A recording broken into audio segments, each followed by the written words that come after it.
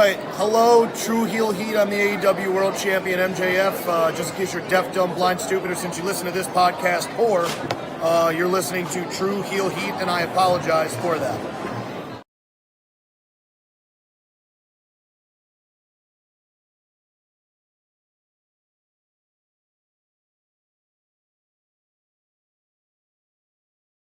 What's going on, everybody? This is your former AEW World Heavyweight Champion. Once a champion, always a champion. Swerve Strickland. Whose house? Swerve's house. You're watching True Heel Heat podcast.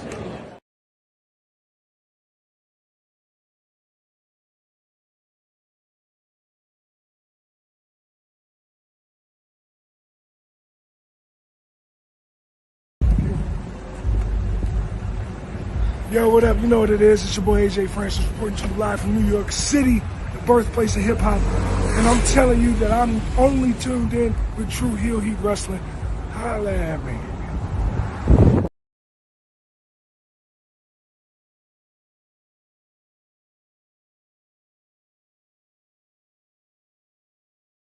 Hello everyone, it's the hardcore legend Mick Foley wishing a nice day to everyone there, right there at True Heel Heat. Yeah!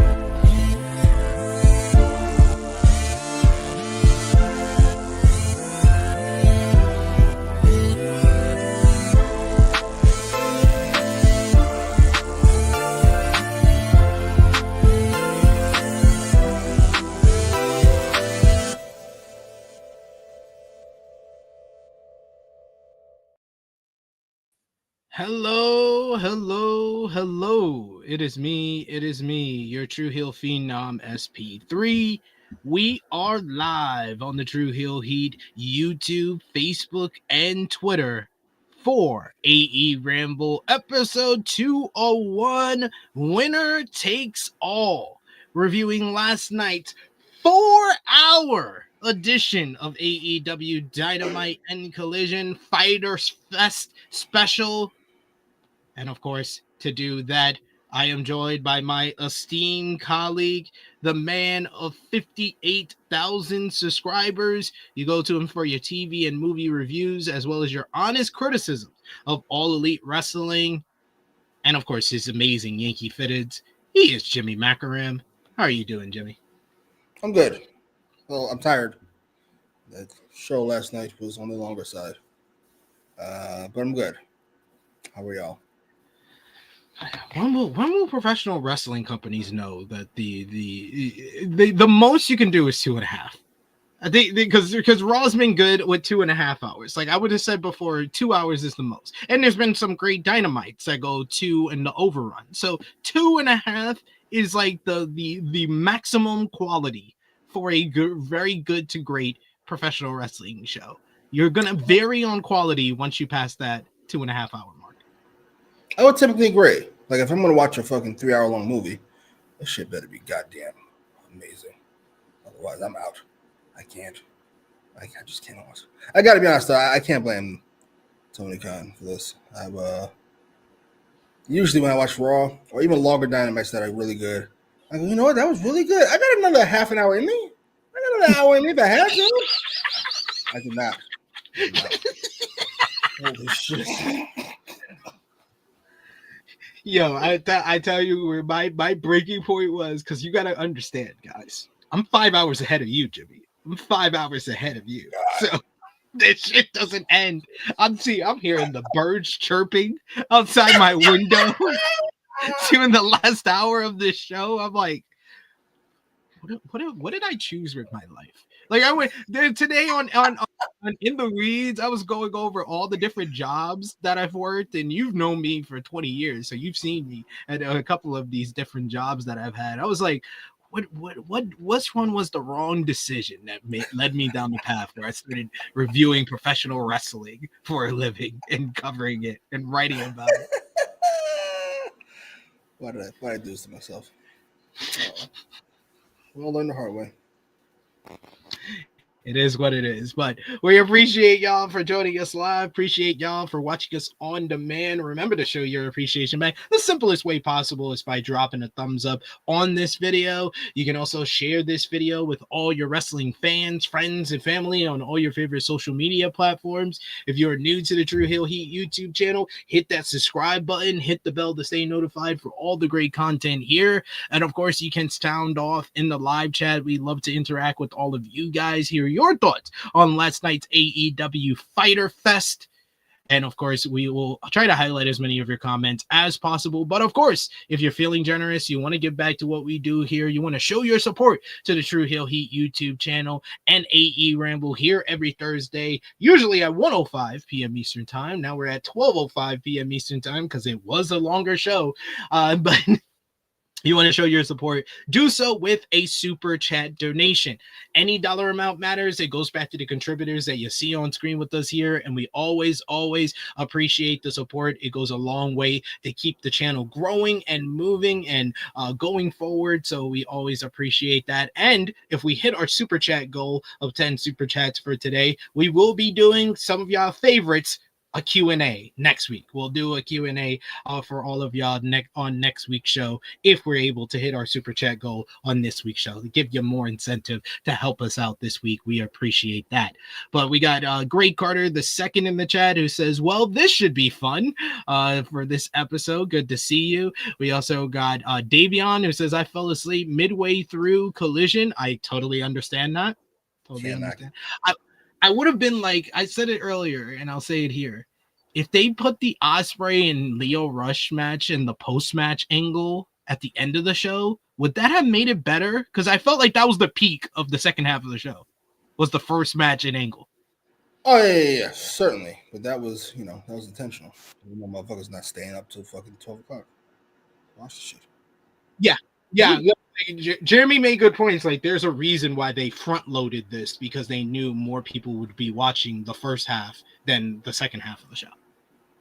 Yeah, I don't understand. Yeah, I understand why. I don't understand why we did the show.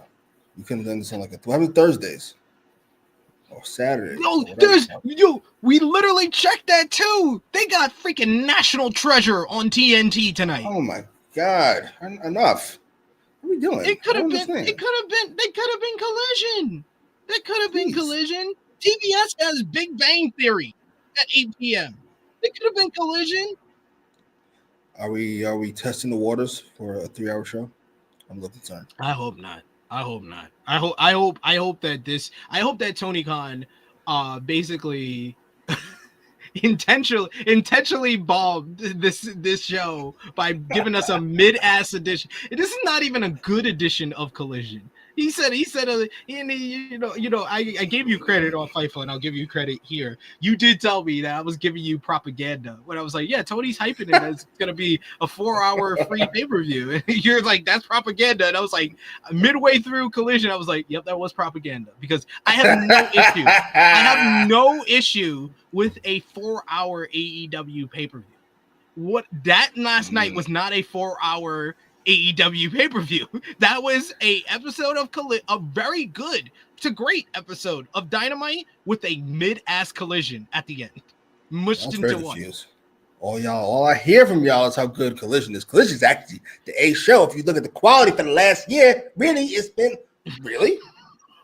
The fuck are you watching? No, this was not the good version of Collision. This was the mid version. He gave you a 2024 version of Collision. Oh, the good Collision goes to a different school. I got it. Yeah. We'll see at prom. Oh, okay. Ricardo the second says, "Why did both shows have an overrun?" Yo, that was sick. That was sick to do an overrun. I was like, yo, I messaged you immediately. I was like, this is outrageous. Why does this need an overrun? Should have had an underrun. What the fuck is this? He should have ended like those 2024 SmackDowns that used to end at like at 9:56, 9:57. Like, that's all we got. That's all we got. Bell says, "Yeah, I wasn't about to stay up till sunrise, but good for you." Oh, you just said, "Fuck me, fuck me, fuck me." Why is it good fuck for me? You. Good for me. Hilarious. Good for me. Like that was me. That was me. I should put you on timeout for that bullshit. Like what? Eric Isaac says, "Hey, THH fam, long ass show last night." Oh my god. And Eric Isaac usually gives us like a recap of the show. He just said long ass show last night. Here's with the damn, that's crazy. We got Patriarchy Finisher said it ended at 11 for me, so I was all good. I mean, speak for yourself. We do have our first super chat donation here from Chuck J. Thank you so much, Chuck J, for the support. We always appreciate y'all. So we'll give you the mic, and you can see the newest member of the NXT roster. Come on now! Oh my gosh, Shivani, what the hell is wrong with you? That's how they've all been talking about her recently. By the way, this bitch wasn't that good anyway. You know that. You know Toni carried her. You know how it is.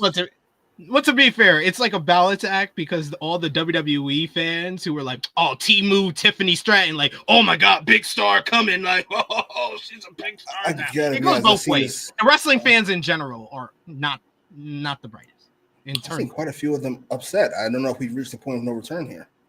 They were like, I saw one brother. He was like, "I'm sick of this shit. First Ricky Starks, and then Stephanie and other people. We need to do our own guys. Stick up for our own." So I was like, hell. Stand up for WWE, brother. It's a $1 billion corporation. This is our we're talking about. There's no our. It's theirs. You just sit down and watch, stupid. I feel like you're one of the guys that they would watch and they'd be like, "Yeah, he's one of us. He's one of us." He shits on AEW. Yeah, he's one of us. Sorry if you're watching. I'm not. You almost made me for the corporation with this R-Truth shit they pulled this week. I'm like, oh my God, I hate wrestling fans. This is such hypocritical nonsense. What the fuck is going on? Why are we pretending like the last 7 years you're shitting on this guy doesn't exist? I'm not doing this with y'all. I'm not doing it. I refuse. We want truth. We want truth. We want truth. Okay. Sure. Chuck J, thank you so much for the super chat donation. He says, "Don't let TK get away with this shit, Jimmy." I gotta be honest. I don't have a full clip. I mean, this year, I haven't called him dummy like 5 months. This month, this year, yeah, this year, TK has been the better of the two. So it's hard to get up for it. Yeah. I think that we got to make that clear at the start. There is going to be stuff that we criticize and complain about from the show. Me even, and I'm usually the more positive of the two of us. It does not mean that the sky is falling on AEW. Like Jimmy said earlier, a lot of this it's WBD's decision. It's not Tony Khan and AEW's decision. Could he have done stuff better? Oh, for sure. When you look at the women's division, he could have done a lot better on this goddamn show. But the sky is not falling and AEW is now no longer in a good position or no longer on the upswing. They're still on the upswing. There was just stuff that they could have done way better on last night's show. Yeah, we'll call it a hiccup until proven otherwise. Christopher says, I only care about Skye Blue and Julia Hart versus Mina Shirakawa and Toni Storm. I mean, if you're a fan of women's wrestling, that's the only thing you got last night to care about. Yeah. Act like you fucking made a choice. The choice was made for you. Yeah, King Bate says, I heard WBD is making AEW run these 4-hour shows. Imagine sitting there watching this shit for 4 hours. I did.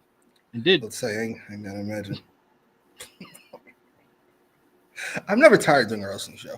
It's because the shows are on at 8, 9, 10. That's when I'm in my prime. I've only been up for fucking 6, 7 hours at that point. I was tired halfway through that show. Like, holy shit, I'm only halfway done. Lord.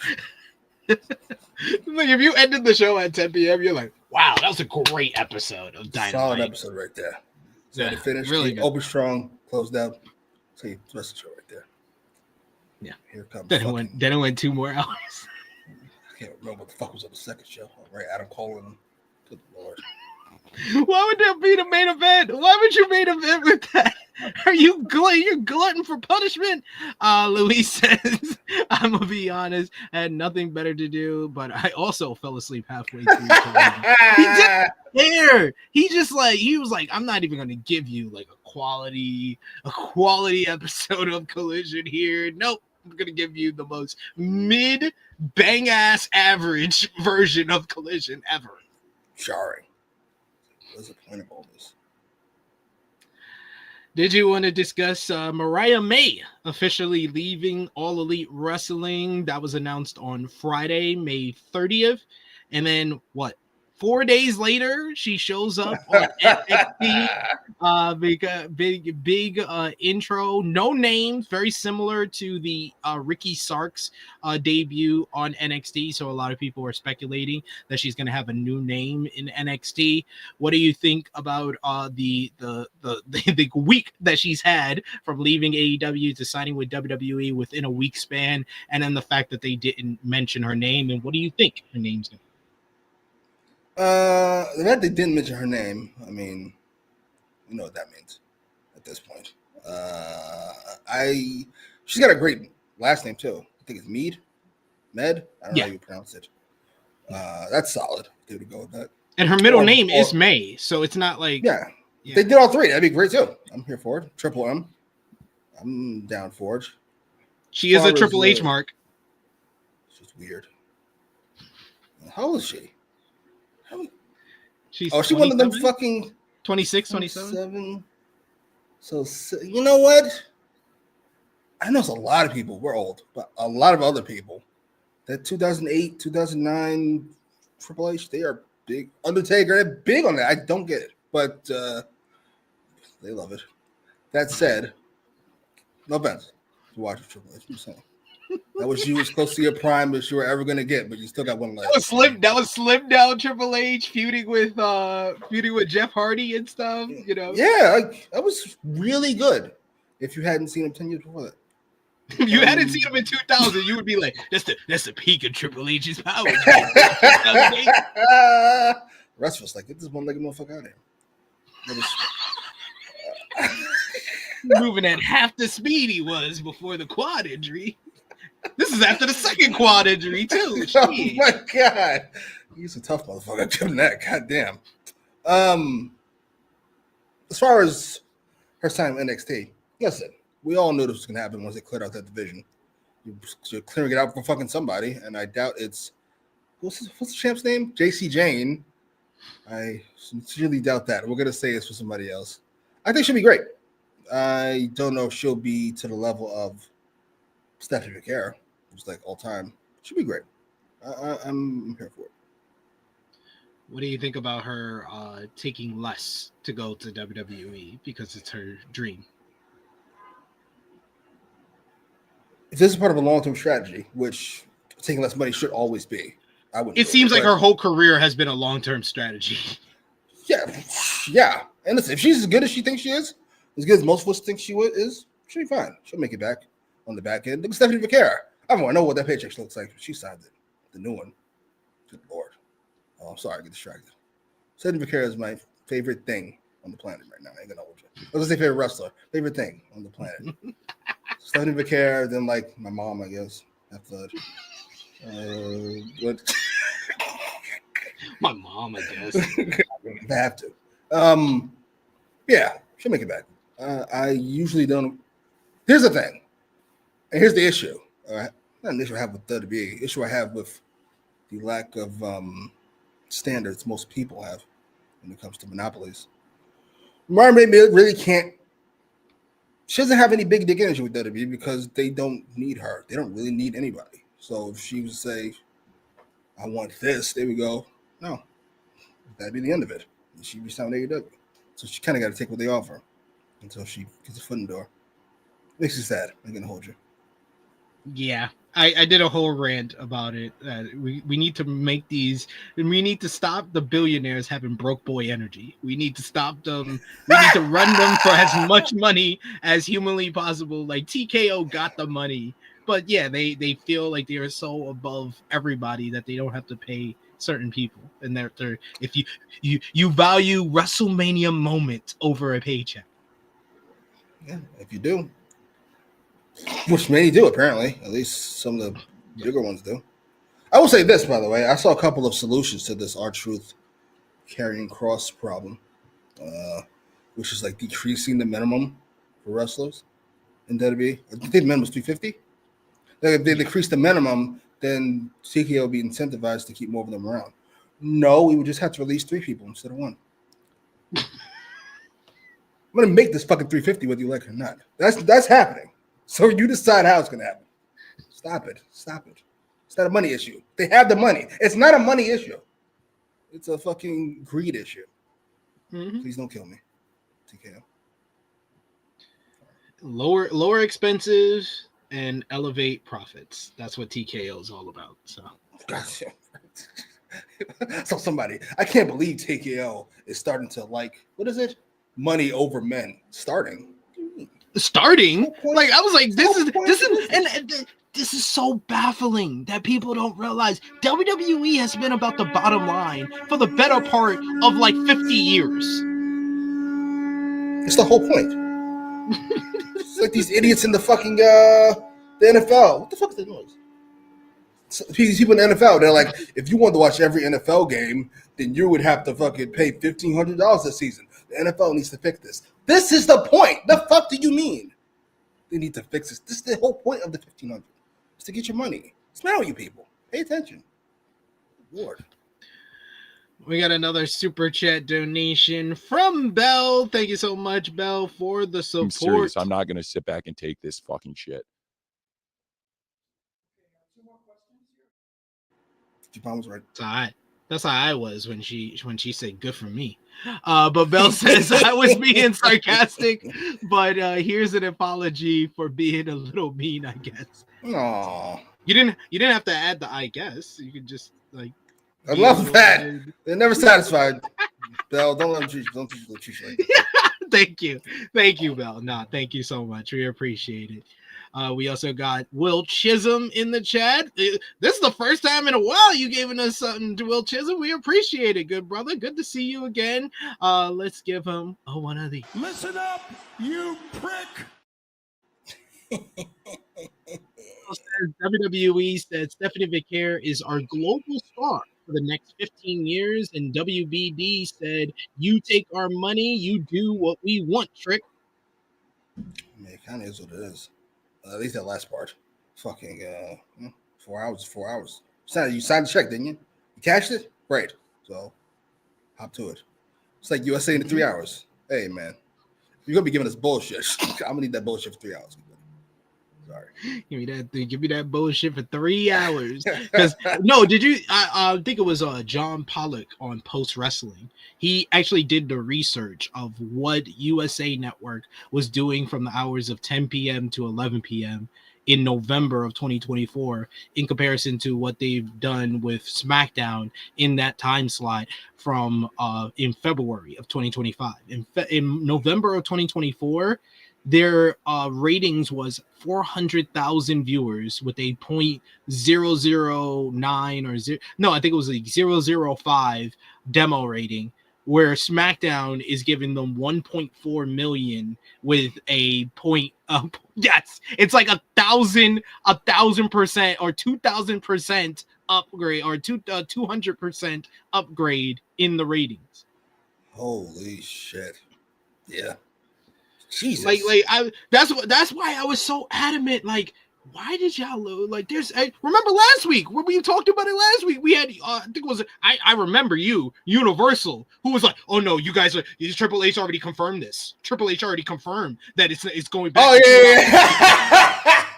He remembers everybody uppity in the chat. Because no, he was arguing with us about a report. Like, no, they're gonna keep them at 3 hours for the foreseeable future. That's just outrageous. I know it's that much higher. Goddamn. And State of Vicaire, 15 years? Shit. Yes. Yes, please. Yes, thank you. Yes to all of that. Thank you. Not coming along fast enough for my taste. I'm gonna hold you. Push it to the moon. You want her to win Money in the Bank, right? Please and thank you. Cash in next day.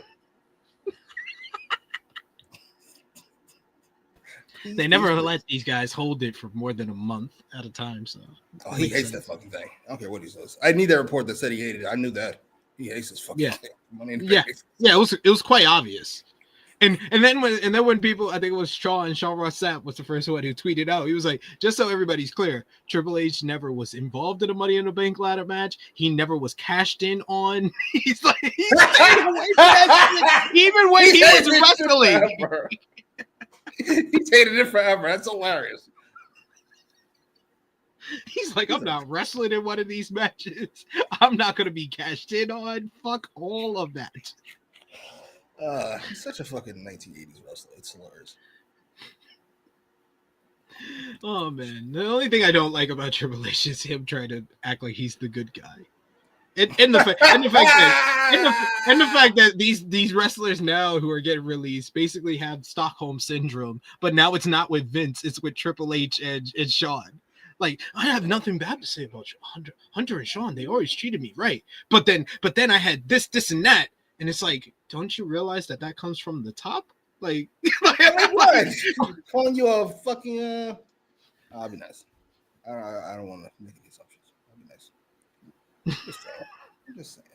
I'm just saying. Some of these people, I hear them on interviews talking. I'm like, this is why you got released.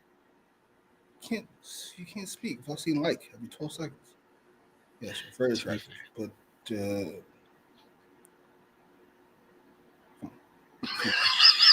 You just gave the Waka Flocka like. It is what it is, man. That'll be fine. Right. Most of it. Yeah. All right. And did you want to say anything about the R-Truth Carlito departures from WWE? Sucks that they're gone. For them, at the very least, and for all the wrestling fans who pretended or are pretending like they liked R-Truth. Now, all of a sudden, out of the fucking blue. Sure. I think this is going to get significantly worse as the years go on. No, by the time Vince was about to leave, I can't have a choice. 2 or 3 years before that, we were releasing fucking Bray Wyatt and have relatively in their prime Braun Strowman. I wouldn't be shocked if that's close to the case next year. I wouldn't be shocked if Raquel's on the shopping block. You think they're playing Karrion Kross? Here's the issue with Karrion Kross. My first thought was, yeah, they kind of have to, but they're not going to push him because if you push him, then you'll have to pay him. So yeah, I'm not going to do that shit. I don't know. I don't know. I hope so. I think he's talented. I enjoy his backstage work. Matches. The matches, we don't see that many. He's only been on 2 on TV this year. Jesus. Oh, right. Was Styles one of them? Yeah. To be fair, I'm quite a few of you saying AJ Styles doesn't have it anymore after that match. And now, he's been ball. You know what he needed? I said this on Rated Raw review. He needed that dud with Logan Paul at WrestleMania. Now he's motivated again. He's like, y'all think I'm trash. Y'all think I'm lost. Yeah. I hope it works out. I wouldn't mind if he went to TNA and we kind of built it around him and what's his face? Santana, who I really like. And I've always liked Santana. I said it on Twitter. I was like, Santana is an actual AEW fumble, even more than the people that have been getting the chant on NXT to me. Who gets the chant on NXT? I know Ricky. Ricky does. Fantastic. I don't think he was a fumble. He got his opportunities. I just think that there was a ceiling for him. I think that there is a difference between they could have done more with him than being a complete fumble. Like Santana didn't get the chance. That's a fumble. Oh, that's a good distinction.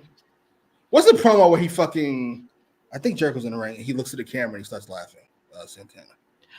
I think that was when they were turning against Jericho. When he was doing that. Yeah. How long ago was that? 3 years? 4 years? That's 2022. Yeah, whenever that was, I remember quite a few was going, oh, this got the star.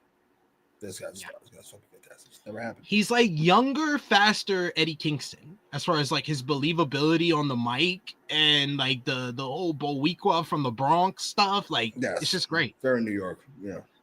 Yeah. Yeah. TNA has something, at least for the moment, until Triple H takes him. They're prepping him already. They put him in the cooker. Like,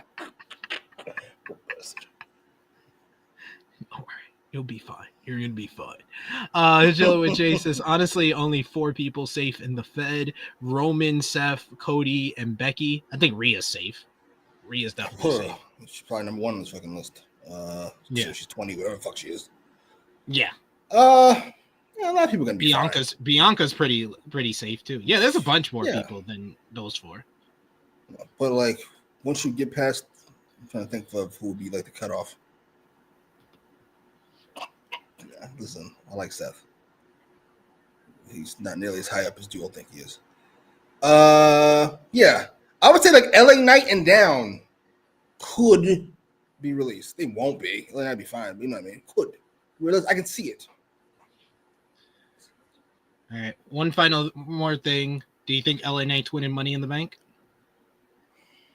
I'm getting more and more people that's telling me that's their pick for Money in the Bank this week. I mean, it feels kind of odd that R-Truth and Carlito get released, and then you tell me they reward LA Knight for being a good soldier. I'm not entirely sure how I see the correlation to that. But if they are, he would deserve it. Punk calls Seth. I could see that. If it's not Seth, then he's got a legitimate shot, I'll say. Yeah. Yeah, Seth seems too obvious. That's why I think that LA Knight's getting more support or more becoming the pick. But to me, it feels like too little too late because he feels significantly less over than he was the last 2 Money in the Bank ladder matches. Yeah, that's when they do it, usually. That is true. That's what's made me like ever it was first Rick Ucchino who suggested this to me, and I was like, nah, it feels too little too late. I was like, that reason. But yeah, that's the thought that's been creeping in my mind of why I brought it up to you, is because it's like that's usually when they choose to push somebody, when they're not as over as they were when you could have pushed them. Then they do like, you know what? Now is the time. You know what? You proved yourself. Yes, you proved that you're hanging there through depression. Good job. Now we'll do it. I wouldn't mind if he did it for heel turn either. It could probably be big for him, frankly. Turn on Cody when he was above that. Makes sense. All right, we're gonna get into AEW Fyter Fest. What did you think about the crowd last night in Denver, Colorado? I actually thought this was a good crowd because they were still up by the end of the show. Really good crowd. And I like that building. I like the setup. I liked all of it.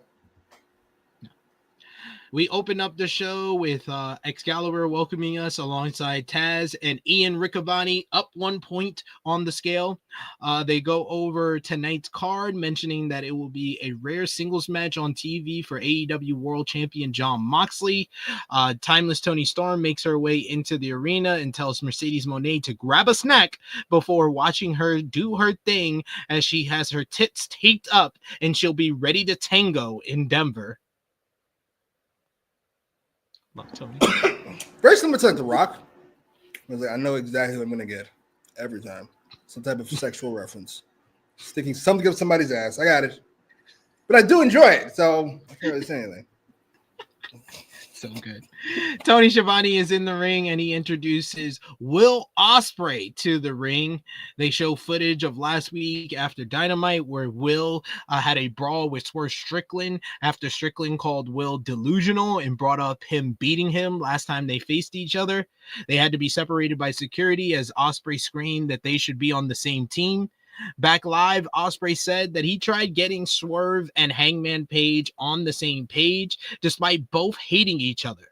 But just for one night, realized that Jon Moxley is the common enemy and retrieving the belt and then go back after each other.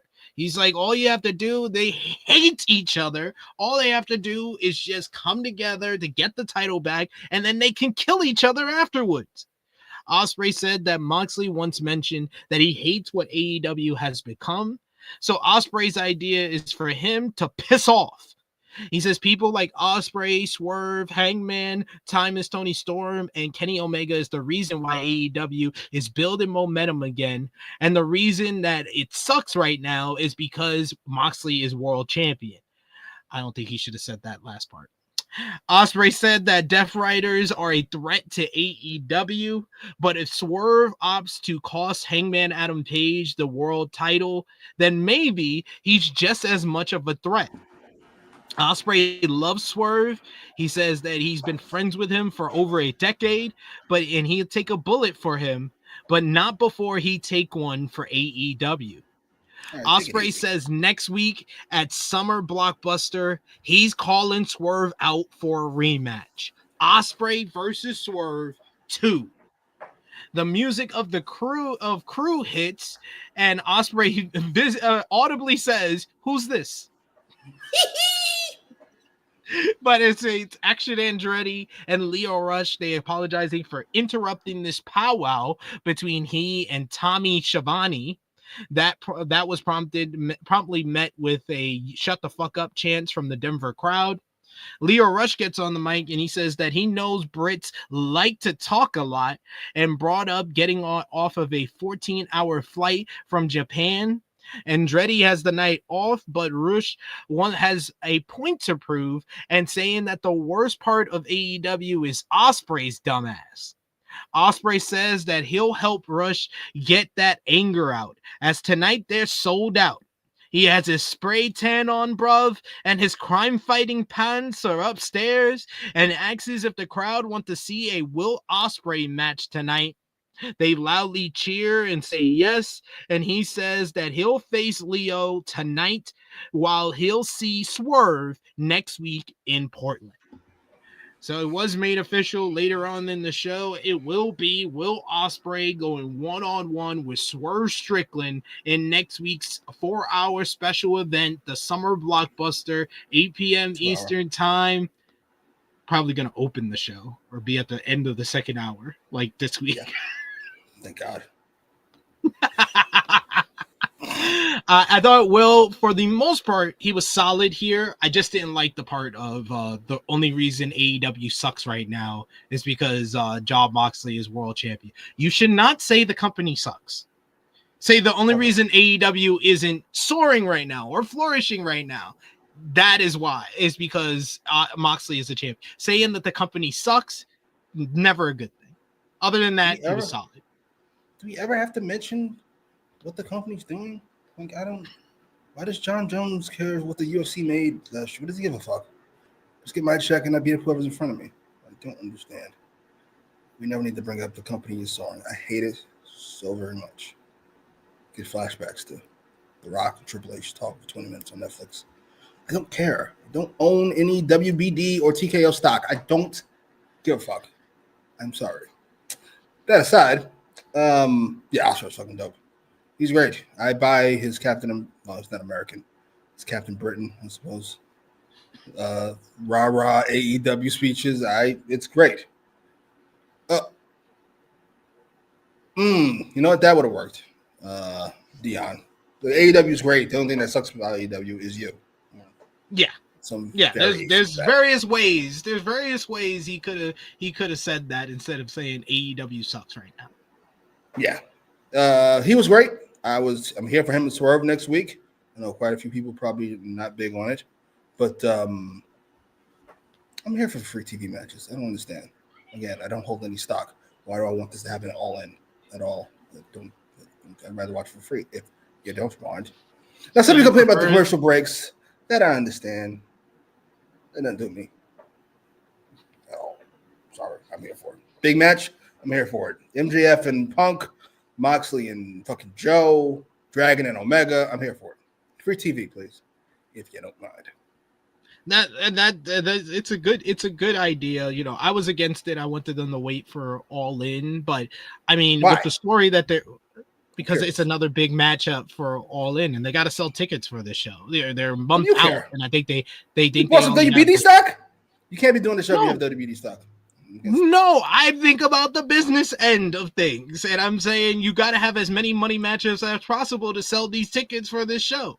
But I mean, no, I'm not mad that it's gonna be on next week's show. I love seeing free great wrestling and two of the best wrestlers in the world going at it. I think that match would have been better off at All In. But I'm not saying that the matchup of Will teaming up with Swerve to probably face the Young Bucks at All In isn't gonna be just as great of a matchup. It's probably gonna be as great. But I think that the bigger money matchup, basically name-wise, is Ospreay and Swerve to have that All In. No, it's better all-wise. You had it right the first time. It's better name-wise. It's better match-wise. It's better everything-wise. That's why I want to watch it now. If you don't mind, let's get to it. Please and thank you. And this is also the thing too. Yeah, he says 2FK. He says worried it'll be a non-finish to the Ospreay Swerve match next week. Don't think Ospreay can take another clean loss without turning heel afterwards or at All In. Either he says or at All In, one of him or Swerve is turning heel very soon. I don't think either is turning heel. I think that there is a likelihood it's going to be a non-finish, and it's going to be because the Young Bucks attack both guys. Sadly, not sadly. I like that. I would like to finish, but I mean, if I have to have the Young Bucks involved somehow, which apparently I do, then that's fine. But Ospreay winning. I mean, Ospreay winning, taking a loss rather, is the only thing that's not happening. It's the only thing I'm for sure is not happening. Didn't he lose the first match? Yeah, that's definitely not happening. Him losing is definitely not happening. He's either winning or, as you said, the Bucks can get involved. Only in wrestling do you solve problems this way. I want you to do what I want. So wrestling and The Sopranos. I want you to do what I want, so I just beat you up. I want you to do what I want. And power. We got another super chat donation here from Will Chisholm. Thank you so much, Will, for the support as always. Thank you. Fuck you. Bye. Will says Ospreay really thinks Mox is Roman. Mox thinks Mox is Roman. Yeah, Mox. Yeah, it's more like Mox thinks he's Roman, not Will thinks he's Roman. No, Mox thinks he's Roman. You gotta come together to beat. Really, you gotta come together to beat Willa Yuta and fucking Homegirl and fucking Claudio. Stop it. Knock it off. You can handle it. Stop being a baby. Do it. Didn't they just team up a whole bunch of guys and y'all beat them at Anarchy in the Arena? Like, just saying. This thing is a mess. I'm sorry. Oh, great credit. The second says that the Swerve Ospreay match is a plot device. That is kind of wild. Yeah, it is a plot device. But it can still be a great match as a plot device. I've seen that happen as well. where I always bring up the greatest non-finish matchup that I ever seen that was really just a plot device to extend a rivalry is Stone Cold Steve Austin versus Kurt Angle at SummerSlam 2000. Every time, yeah, you know I bring that up. I have a love for that matchup. That's in my top 10 SummerSlam matchup of all time. It's all it is a plot device to elevate the Austin heel character and extend the feud with Kurt Angle so they could do it in Pittsburgh for America. Yeah. This man I'm gonna go to. I need to defend the DQ finishes. Like, no, they actually can be good. Watch this shit. This is amazing. Yes.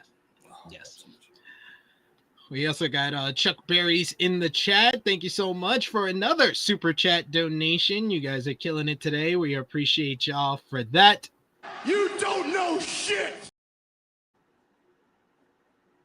Chuck Berry says, I liked this role for Will as the protector of the new challenger to the throne, similar to what Seth was to Cody last year in WWE. That's a good shout. Yeah, that's a good shout. I considered that. No. Me either. That's actually a good shout. Yeah. Good comparison there. Do we buy this completely? There's no way to turn Will Ospreay, right? Yeah, that would be so dumb. Like, he's the payoff for the Will Ospreay rise to the throne. It has to be Wembley Stadium next year. Like, you got to keep him babyface a little while longer, and you're keeping him in the mix. Where I think that the build right now for Hangman and Moxley, because they have all these big stars like Will involved, Swerve involved, probably Young Bucks get involved next week. I think that it's making this feel like the big grand finale, the big Avengers Endgame moment that it should be, where Hangman is the hero who comes out in the end. Or it's setting up for a big letdown to a lot of the fan and going to alienate half the crowd. I know TK isn't fucking Tarantino or whoever, but I still think it's bad if you can just take characters and swap them out and just keep doing what you're doing. That's not how characters should work. It means your character's too generic. And there's no way Hangman should be able to just take Ospreay's spot in the story and just do what the fuck he was going to do. I think Hangman, unless it doesn't matter who it is, because they're gonna fucking lose. No, I think Hangman has his own story. It's the redemption arc of Hangman, which is what I think one of the better stories going on in AEW right now. No, that's great, but I mean, if the plan was for Ospreay to win, and then you're like, "I'm not gonna do that. We're gonna do Hangman winning." That's not how that should work ever. Really, what he's really doing, I think, to me, I think that Hangman's taking a spot from Darby. If he's going to be the one who dethrones Moxley. Really, Ospreay is the one taking the story spot of Hangman because it was originally supposed to be Swerve and Hangman versus the Bucks at All In. I'm calling a loss for Hangman. All right. We got to work together, man. We got to work together. I know you're you're a lot of times miserable and angry and hating on AEW. But we gotta, as a people doing this show, we need this to happen at All In. We need this story to end. We need it to end. We're not on the same page with this. I'm where I was with the Swerve match, versus like whoever wins. I'm not big on this. I'm sorry. I love Hangman as a character, but as a champion, I'm gonna pass on that. Thanks. Oh God, it's gonna be different from last time. It's gonna be different. Because you don't have CM Punk in the company, so like, there's no one. It won't end the same. I'm sure it won't end the same. I hope fucking not. But I expect the same reign. Sorry. 2FK, it says 60-minute draw would be pretty cool as a non-finish to extend the story. Both of those guys could make that match work. It's not a title match, so it's not a 60-minute time limit. It would be a 30-minute time limit. That actually makes me more of a fan. I'm so over 60-minute draws. You do that so often. But 30 minutes, I'm not mad at that. They always seem to do very well with the 20-minute, 30-minute draws. Those are usually good to great matches. Yeah. Let's be dope. You sold me, 2FK.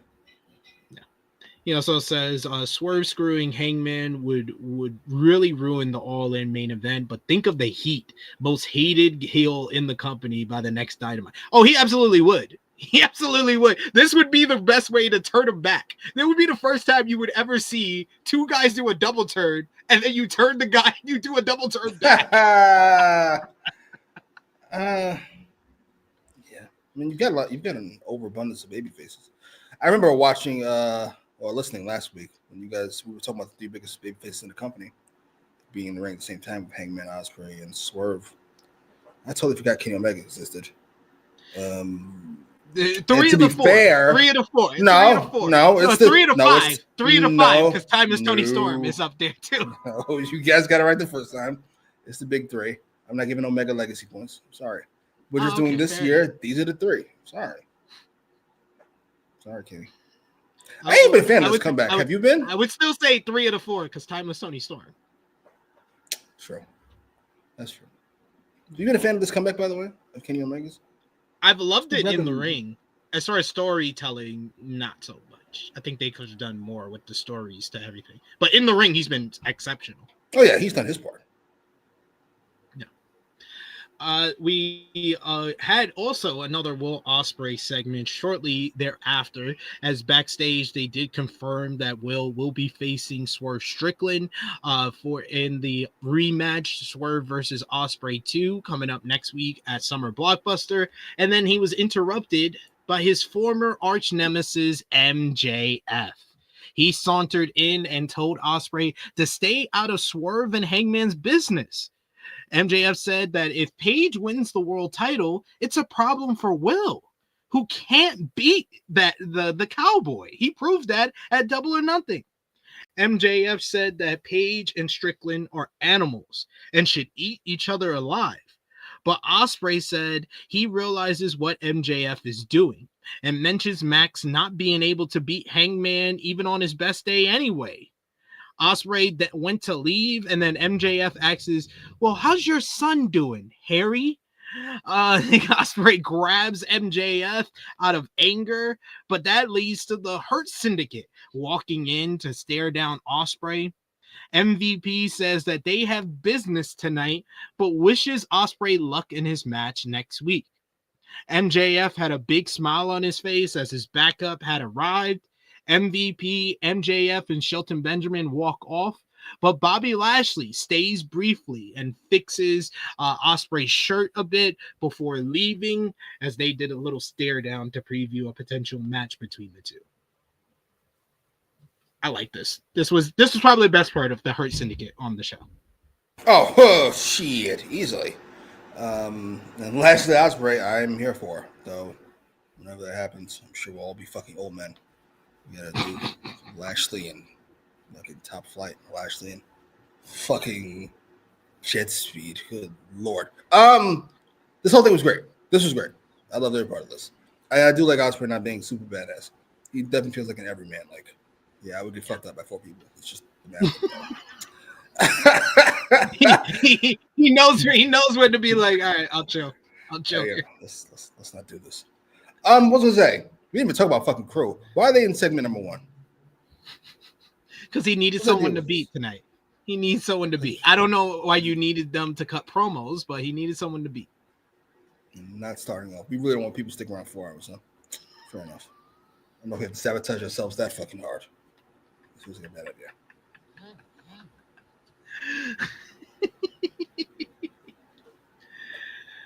I do like how MJF has been hovering around the world title scene with these backstage segments with Hangman and Will and just plotting and probing out, like he's like in and out of the main event scene just by these backstage segments where he's teasing and kind of just further along his storylines with all these guys.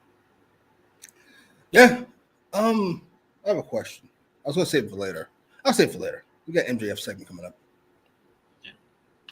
Mark Briscoe, we see a pre-recorded interview with Mark Briscoe, who said his 5-year-old son asked if he quit last week in his tag team matchup with the Death Riders, and Briscoe said that he never quit. He passed out, so he wants to fight Moxley tonight. After his children question his toughness, Moxley better be ready to man up And this leads to the entrance of the AEW World Champion Jon Moxley, as he is with Marina Shafir and Wheeler Yuta to go one-on-one with Mark Briscoe in a non-title matchup. Moxley took an early powder, but he met Briscoe with the right hand, and then the fight was quickly taken to the outside. 10 punches against the barricade by Briscoe, as he was a house of fire early on before Moxley started grinding at his face. We get the attack continued in the ropes as the crowd was loudly against Moxley and behind Briscoe, who sent Moxley to the floor and then hit a huge baseball slide. Briscoe stomped the hands of Wheeler Yuta, who tried to interfere, but then the distraction allowed Moxley to sidestep a cannonball again off the apron. Marina Shafir took the referee, Paul Turner, giving Yuta the chance to post Briscoe, busting him open in the process. Now Briscoe is basically taking the flag from Jon Moxley. This is a passing of the torch moment where Briscoe's going to bleed in every matchup like Moxley used to do. Moxley was relentless on the attack, beating down a bloody Briscoe. Back from break, Briscoe started ramping up the redneck kung fu as he hits an insecurity that sent Moxley outside, where Briscoe followed with a big somersault senton over the top rope, tope con hilo, with the crowd going nuts for Briscoe, who quickly hit a sliding lariat back inside for 2. We get a forearm battle between the two as Moxley changed levels, but Briscoe hit a flying forearm and then wanted the J Driller, only for Moxley to spin out into a lariat. Briscoe escapes the paradigm shift and gave Moxley a taste of his own medicine with a big King Kong lariat. Then he wanted the froggy bow, but he leaped right into the clutches of Moxley, who got him in a rear naked choke into a cross arm breaker, but Briscoe got his toe on the rope. Moxley took the referee, giving Wheeler Yuta a chance to hammerlock the arm of Briscoe and post him again, as Marina Shafir tossed him back into the ring. Briscoe exploded up back inside. He hits a rolling DVD and then finally hits the J Driller, but Moxley somehow he take too long to get the cover, and Moxley becomes the first man in AEW to kick out of the J Driller. Briscoe wanted the cutthroat driver. Love the call by Ian Riccoboni. It's like, he's only hit that 8 times in his career. I was like, how the fuck does he know this shit? Moxley was able to spin out of the cutthroat driver. He gets an arm wringer slam and then a curb stomp. He then applies the bulldog choke, transitioning into a rear naked choke. Briscoe does the Bret Hart Roddy Piper WrestleMania 8 spot and gets a quick 2 count, super close 2 count, only for Moxley to reapply the bulldog choke. And ultimately, Briscoe has to pass out for the second week in a row. The AEW World Champion picks up a victory here. And what I thought was a very good opener, I thought Briscoe was just great in this matchup. He always is. He knows how to show that fire and rally behind them. And I said this to you when we were watching the show live, and I'll say it here. He reminds me very much of 1997 Mick Foley. In the babyface, the crowd will always get behind, but he's rarely going to beat any of the top stars. Well, that's a good shout. It's time to extend the list. Darby, Samoa Joe, Sheamus, EO. I'm probably missing somebody, but we got to put Mark Briscoe as far as all-time TV wrestlers. He is always a blast. His opponent, not always a blast, but Mark carried this match. This was really good, really fun. I gotta be honest. I know quite a few people complain about top stars not wrestling on TV. I can do without Moxley. You can just yap. If you don't mind, I'm sorry. Please and thank you. This is really good. I'm here for more Mark Briscoe. Yeah, he's just so good. Always gives 110%. You're never going to see an off day from Mark Briscoe. Mark Briscoe doesn't know what an off day is. You want to learn, boy, be a game. Even his promos, like he's become like a promo gem. That promo about his son, it was like my boy came up to me. He was like, Dad, did you quit? I'm like, no, I didn't quit. I was like, I passed out. How old is this kid? I love him. I love him so much. He's so awesome. I love it. Yeah, a bunch of people seem to enjoy this matchup. My Power Drive finisher says agreed. I can give two shits about Mox match these days. Yeah. Yeah, like, what the fuck? Understand. It's not his strength. Contrary to all your beliefs. Well, no longer your beliefs, but back in the day it was. I didn't forget. Yeah. A lot of people thought he was the next edition of Boston. Insane. We get a highlight package from Mystico as he will be appearing at the Grand Slam Mexico in 2 weeks, but we're told that he will also be in the house next week at Summer Blockbuster. The biggest star, the biggest draw in Mexico will be here in Portland, Oregon on Dynamite Summer Blockbuster next week. So we'll see that. Okay. Run this fire. Put that up again. It looks like a badass priest. A badass priest. That's awesome. You're gonna praise God or else. God damn. Or else you're gonna eat shit. Then we get Mercedes Mone. She coming down to the announce table for our next matchup, as she's supposed to be doing commentary for Timeless Toni Storm and Mina Shirakawa versus Julia Hart and Skye Blue. But instead, Mercedes sits down and she has her own table, which she says she'd enjoy this match way better at her own table for one, and had assistants bring out her table with wine and steak, and which Taz pointed out that was a shoot steak. He was upset that there was no pizza bagels and pigs in a blanket backstage, not steak. After a great entrance from Skye Blue and Julia Hart, as well as Timeless Toni Storm dancing to Mina Shirakawa's theme music, which was awesome. It was Shirakawa and Blue who kicked things off, with Shirakawa literally kicking Blue in the face. Meanwhile, Mercedes Mone was on her phone taking selfies of the food instead of eating it. She would eventually take a bite, so I can't hold that against her. Shirakawa was worked over. She took the heat in this matchup as Toni Storm kept getting decked by Skye Blue and Julia Hart. Julia hits a old school Undertaker for a 2.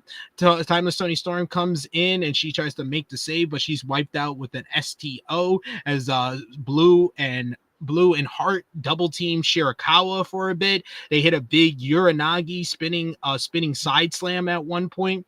We get a sky high on Skye Blue by Timeless Toni Storm, and then Shirakawa popped Hart with the spinning back fist. You get both baby faces. They get into the ring and they do a double shimmy as they both start hitting Sweet Cheeks music onto both of the heels before Timeless Toni Storm is left in the ring with Skye Blue, and she applies this TCM chicken wing crossface for the victory here, leaving Mercedes Mone very furious that her opponent at All In Texas picked up a win here. Post-match, Storm shook hands with Mina Shirakawa before Luther carried her over to Mercedes Mone's table. Mercedes powders away while Toni grabs her steak and takes a giant bite out of it, as Mercedes is none too pleased. And then we also see Toni wash it all down with the wine, which was very well done. What did you think about this matchup and Mercedes Mone eating steak while watching dinner and a movie? She clearly didn't like that steak. I don't think Toni liked it much either. She fucking like she regretted the bite immediately. Overcooked that. It was well done. It was well done. You never get a steak well done. Yo, fucking disgusting. But how do you like your steak? Medium rare. Medium rare. Yeah. I like it medium or medium well. Medium. I love that. Why don't you just fucking get it well done then? If you're gonna get it medium well. No, medium well. Medium well. It's still red, but it's at least cooked. Medium well. But medium is probably the preferred of everybody because that's right in the middle. I mean, as long as it's not. See, Chase knows what time it is. Come on, man. Being a coward. Mad cow disease not even a real thing. All right, when y'all get sick, I don't want to hear shit. I don't want to hear shit from y'all. The match was fine. Skye Blue and Julia Hart are not going to set the world on fire, as far as wrestling goes. I gotta be honest. putting Mina and Toni together is like putting Taz and Shivani together for me. It's a whole bunch of just this is too much. It's too much. We're Too having much fun. outrageousness. Too much fun. All right, that's enough. Tone this shit down. Let's reel it back in, if you don't mind. But this was harmless. Post match, this felt out of place for me. Like this should happen before the fucking stare down last week.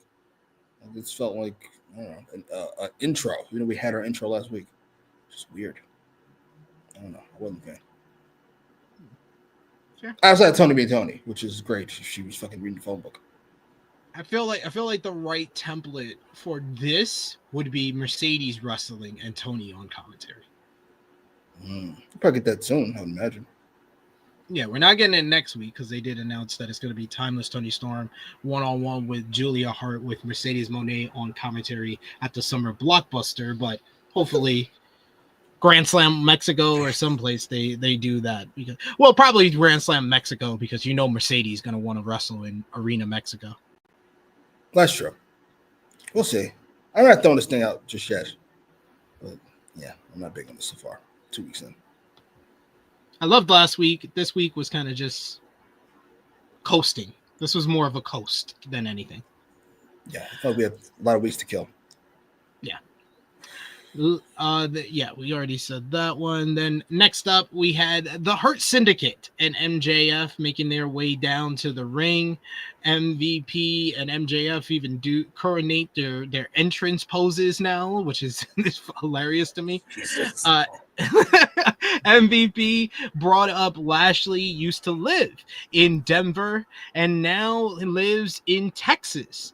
So he asks him to give a thumbs up, thumbs down for Denver, and he does a stalling thumbs down to Denver. MVP said that it's why the Almighty left this damn place. MVP is standing with the greatest tag team ever to exist in the sport. And you could put together any dream team out there from any universe, but wouldn't be able to last with the megastars of the Almighty and the Standard of Excellence. Ooh, if this is where the best wrestle, where are the best tag teams to challenge the champions? They're in your imaginations because they don't exist.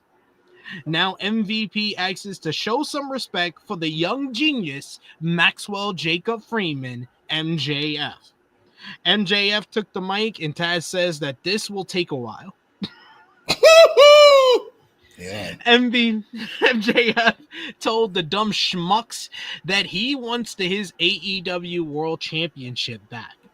Unlike the marks in the back, he'll have to start wrestling more to do that, which is something he'll have to get over. It brings MJF to Mexico, and he says that they'll be in Mexico in 2 weeks' time for Grand Slam Mexico, and they believe in Mexico their top guy is Mystico, whose country believes he's the best wrestler in the world, which isn't true. MJF is. The best doesn't hail from Mexico. He's from the greatest country in the world, the United States of America. When MJF showed up in Arena Mexico, he sold out. The youngest foreigner ever to do so, since he's a megastar. MJF also mentions that Happy Gilmore 2 coming out on July 25th on Netflix. Mystico is a big fish in a small stinky pond, and next week he'll watch Mystico's match, and if he deems him worthy, he can wrestle MJF at Grand Slam Mexico. Because when it comes to the Syndicate, it's not personal. And MVP finishes the catchphrase, it's just business. This leads to the music of Speedball Mike Bailey hitting, Jimmy's favorite.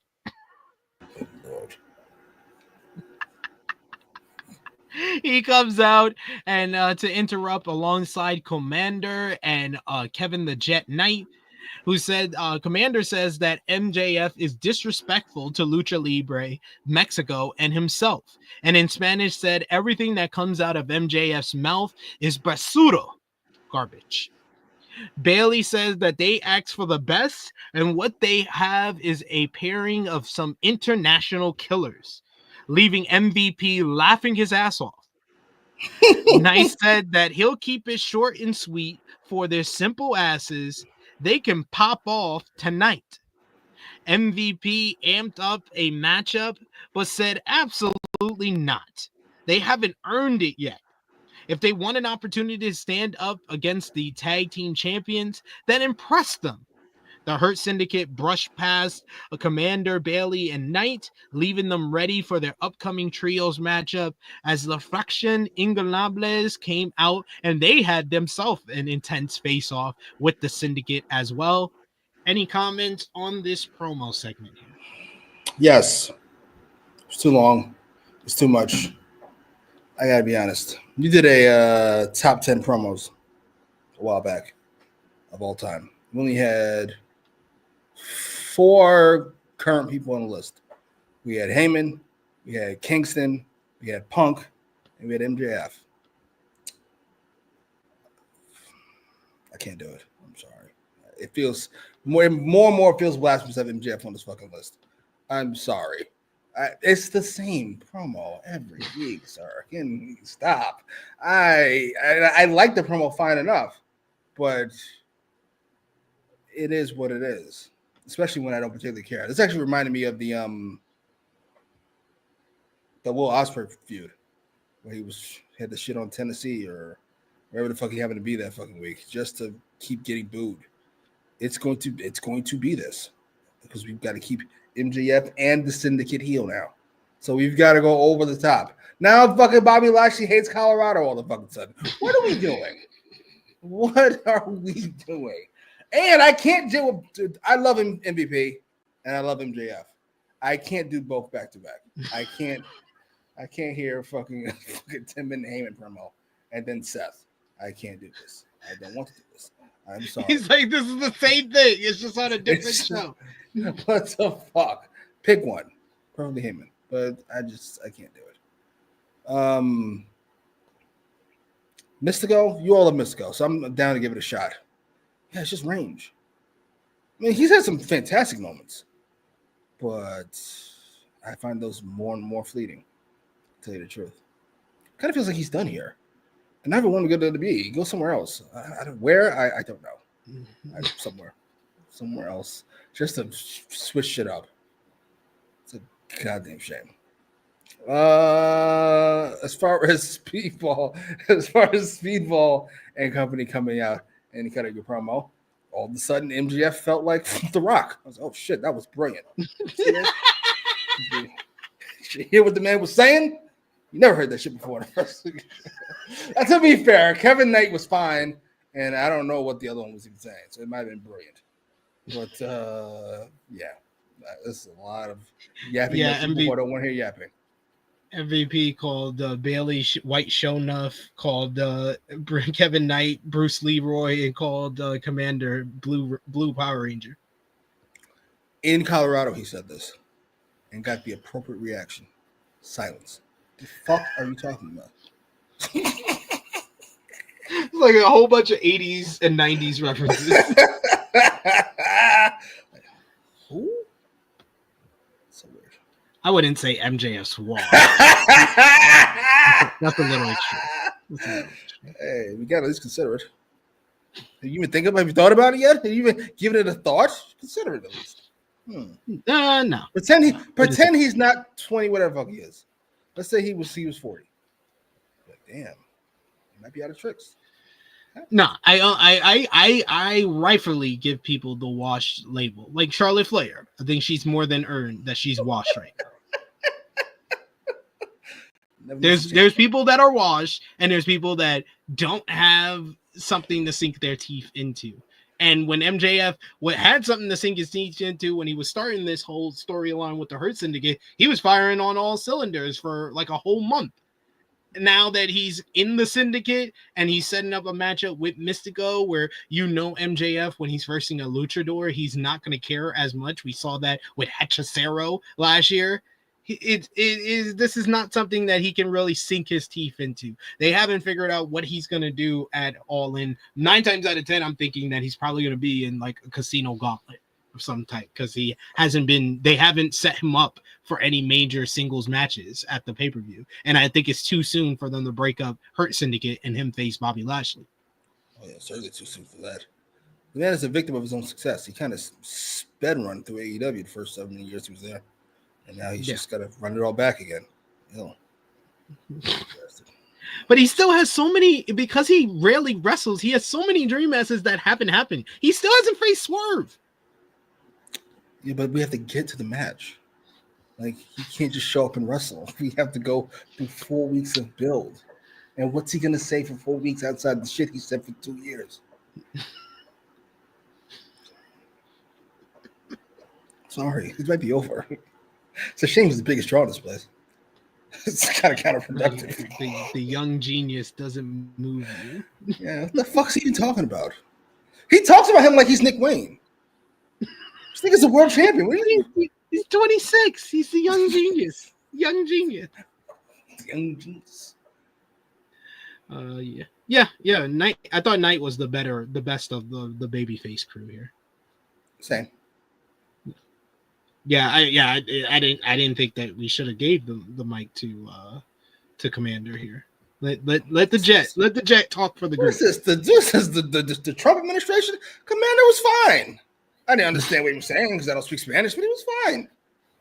You didn't want Bailey to get the mic. Oh, this man like a thick Bailey. You mean Speedball Bailey? No. You don't want Dick Bailey to get the mic either. What are you talking about? I could listen to Bailey forever.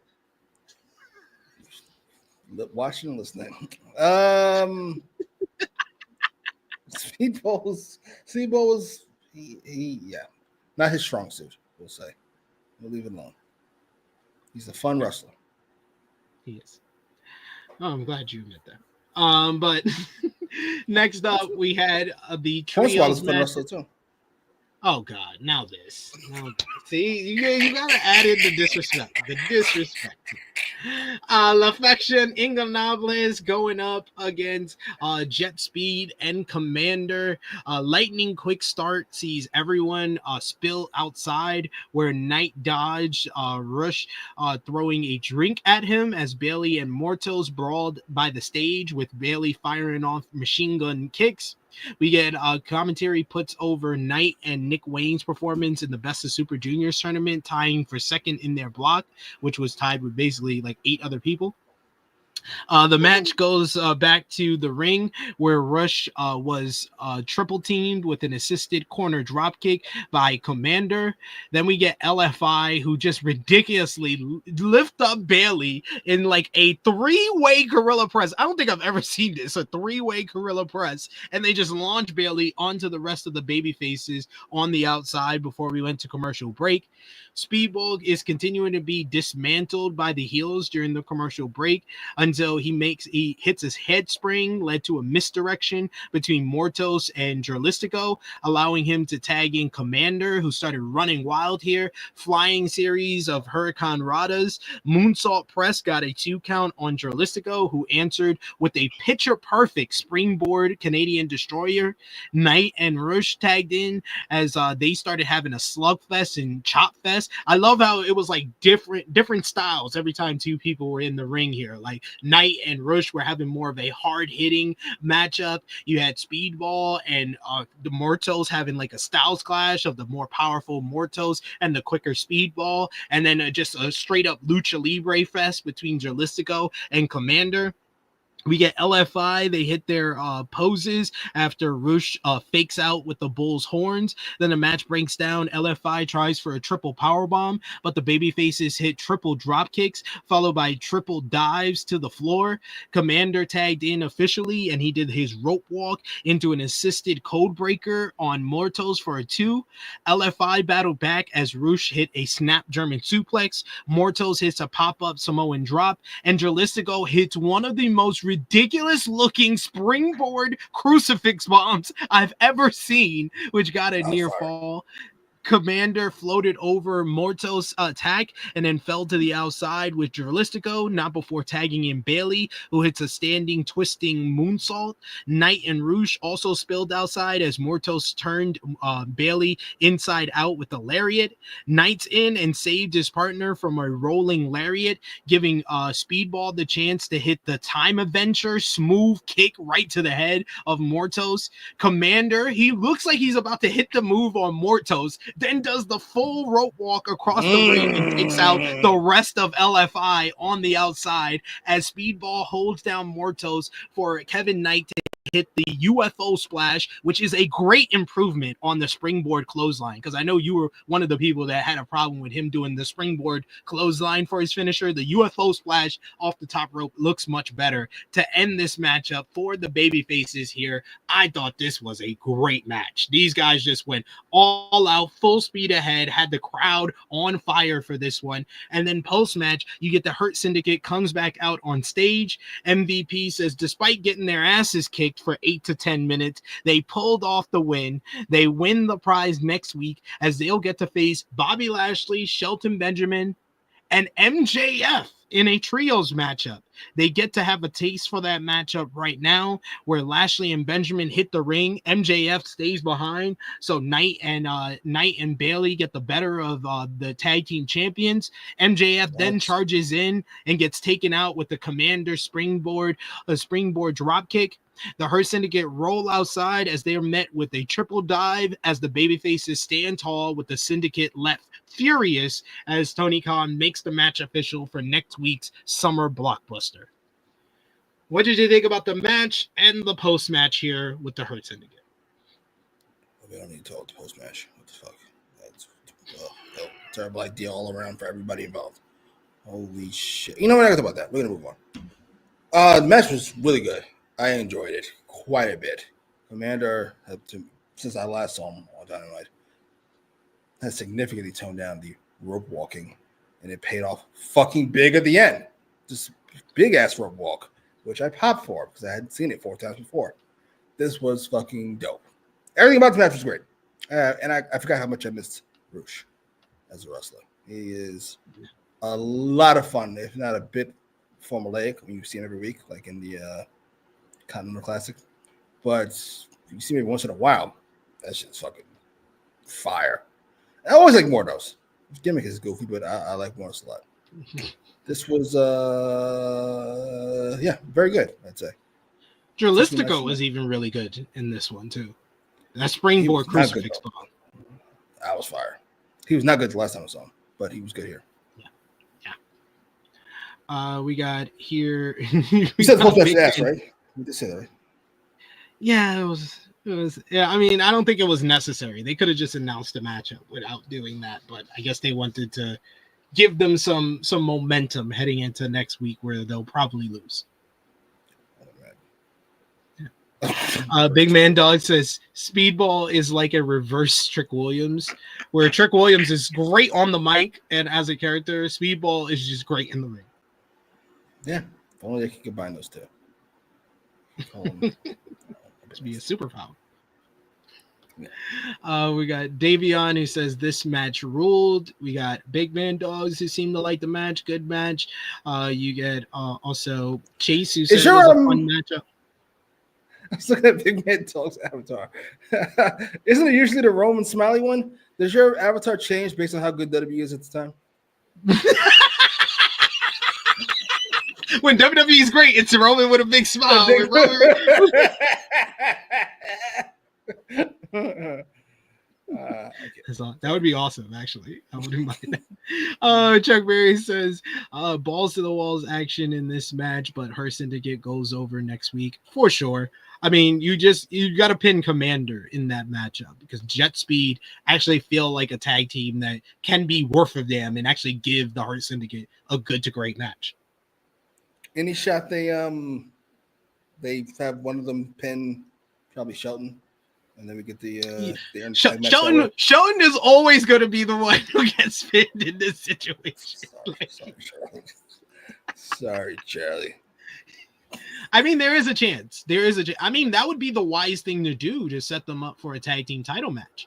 because it looks like FTR is going to probably be busy when Cope comes back at All In.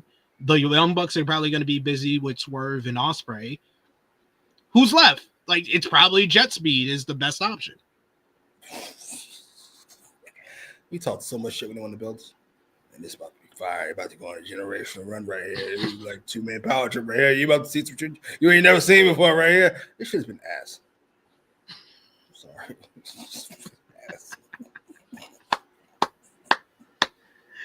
Oh, we got Big Man Dogs who says, I will make sure to change it again after SummerSlam if it gets worse or better.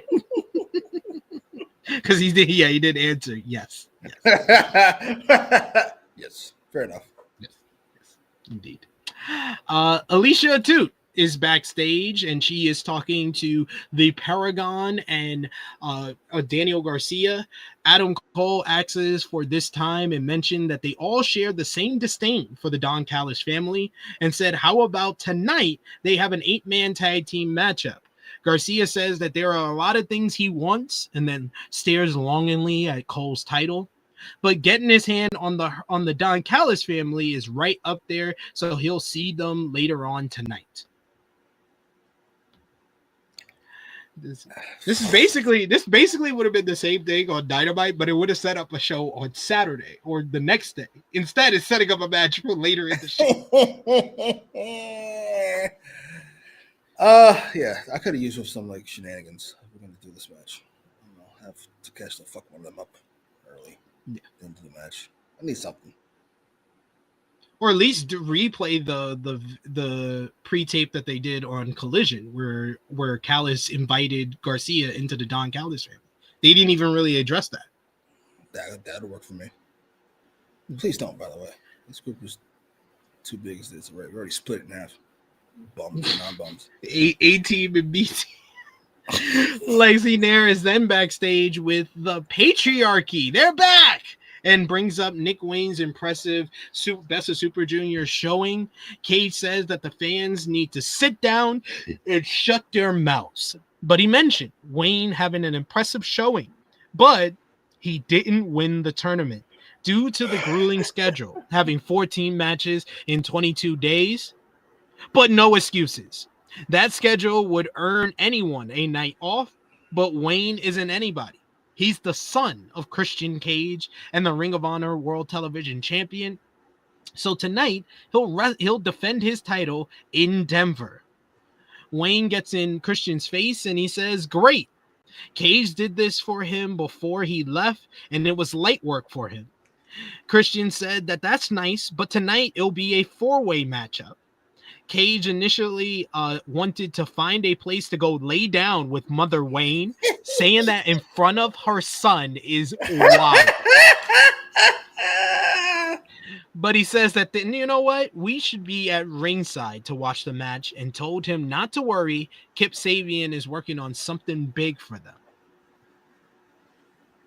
Christian is always great.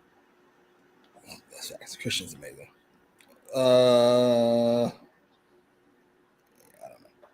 I don't know where this feud is going to go. We keep assuming that Christian Edge is around the corner, but I think they at this point they have to wait till Toronto at All Out. They can't do it that fast. It's a month before the big show. They can't do it at All In now. They've missed the point of like it's gonna take multiple months to make Christian into a babyface to team with Cope.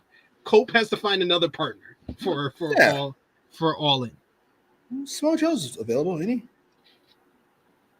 Samoa Joe's there. Or fucking Jay White's ready to come back. Ooh, that is true. They did establish that they are friends. So yeah, Christian is don't do that. Not Daniel Garcia. Please don't put that into the universe. I don't need that in my fucking life. Yeah, this Christian Nick Wayne stuff. I am interested, but I'm not sure how much longer. This is mostly being carried by Christian being a genius. It's not a whole lot of story here. Christian's a dick, and Nick Wayne takes it. It's not. Yeah. We need some type of response from Nick Wayne. Maybe if you gotta fix Christian's attitude, maybe we get Christian the title shot of some kind. Since he's been miserable without it. Or you find like a bigger jerk to recruit Nick Wayne into their group, which I think they could have teased when we get to that matchup. We'll talk about that then. Speaking of jerks, Max Caster is here, and he brings out a petition that names himself the best wrestler alive, and he told the referee that they need to sign it. Caster says that the Maximaniacs in Denver wanted nothing more than to chant his name, so he started his "Let's go, Max, we're the best wrestler alive. Let's go, Max, you're the best wrestler alive." And the fact that the crowd nails this chant every single time, it's hilarious to me. He says, yeah, that was actually bad. Tonight, the return of the 5-minute open challenge, and it's time to see who can survive 5 with the best wrestler alive. It's Powerhouse Hobbs. Hobbs made his way through the crowd and immediately mowed down Caster. When the bell rang, we get corner meat lariats before Caster managed his eye poke. He tried a springboard double axe handle, but Hobbs just catches him, walks around with them, and then hits a big old spine buster to get the win in under a minute. Yes, 4 minutes, 13 seconds left on the clock. It's been a few-week break of the open challenge, and yeah, still he's losing. I don't know what's going to be the point, but Caster gets over with this shit. It's hilarious to me that he is more over than Bowens. Oh, yeah, by a lot. It's never particularly close. He just loses every match. It's hilarious. You can probably do this for a few more weeks, stretch out for a couple months. And then he should last the opposite of the point, which is Caster lasts 5 minutes. And it's like a big victory. Oh, shit. Look at you. It lasted 5 minutes. Yeah. Kate Pate says this was hilarious. Do this every week. I was like, yo, they were firing on all cylinders on this. So I was like, there's some stuff I didn't like as much, but whenever Caster comes out, I just have a big smile on my face. He's just funny. I remember when I hated him. It was like last year. Oh, right. I think because we all thought he was serious about the fucking best wrestler alive thing. He's just an ass. He's hilarious. I don't know Stu Bones. I feel bad. Is that next? Or is that on fucking Collision? I think that was on a part of the Collision hours. But then we had the main event of the Dynamite portion for the AEW International Championship. Kenny by God Omega defending against Brody King, Mascara, Dorada, and Claudio Castagnoli. All 3 men qualified for this matchup in the qualifiers on Dynamite and Collision. Omega used his Take Flight theme music for over Battle Cry. And Castagnoli immediately attacked Omega right at the bell. King and Dorado joined to make the save, and we get locomotion, corner strikes, and taking down of Claudio. Started ping-ponging him for a bit. Omega called out directions to Dorado as both men tried to take out King. They teased a dive on Castagnoli, who hightailed it. Lightning quick exchange between Dorado and Omega before Castagnoli and King broke it up, only to tumble outside once again. Omega hits a slingshot crossbody onto Castagnoli, and then Dorado followed up with the Tornillo onto Brody King. The crowd was getting the crowd into it and getting them going for a bit here. Omega then takes out all the men on the outside with a big Terminator dive onto Claudio and Brody as he was in the driver's seat before going to commercial break. We come back from commercial. Omega hit a half of the "You Can't Escape," but Castagnoli got his knees up on the moonsault, hurting the diverticulitis. You then get Omega flipped out of a corner charge and then hit a snapdragon as Dorado flew in and ate one of his own. King, who was bleeding now out of nowhere, shrugged Omega aside and hoisted Dorado into a fireman's carry. He then brutally gave a DVD onto Omega in the corner. That looked brutal. Castagnoli is in and hits a massive pop-up uppercut to King. I was like, that was impressive.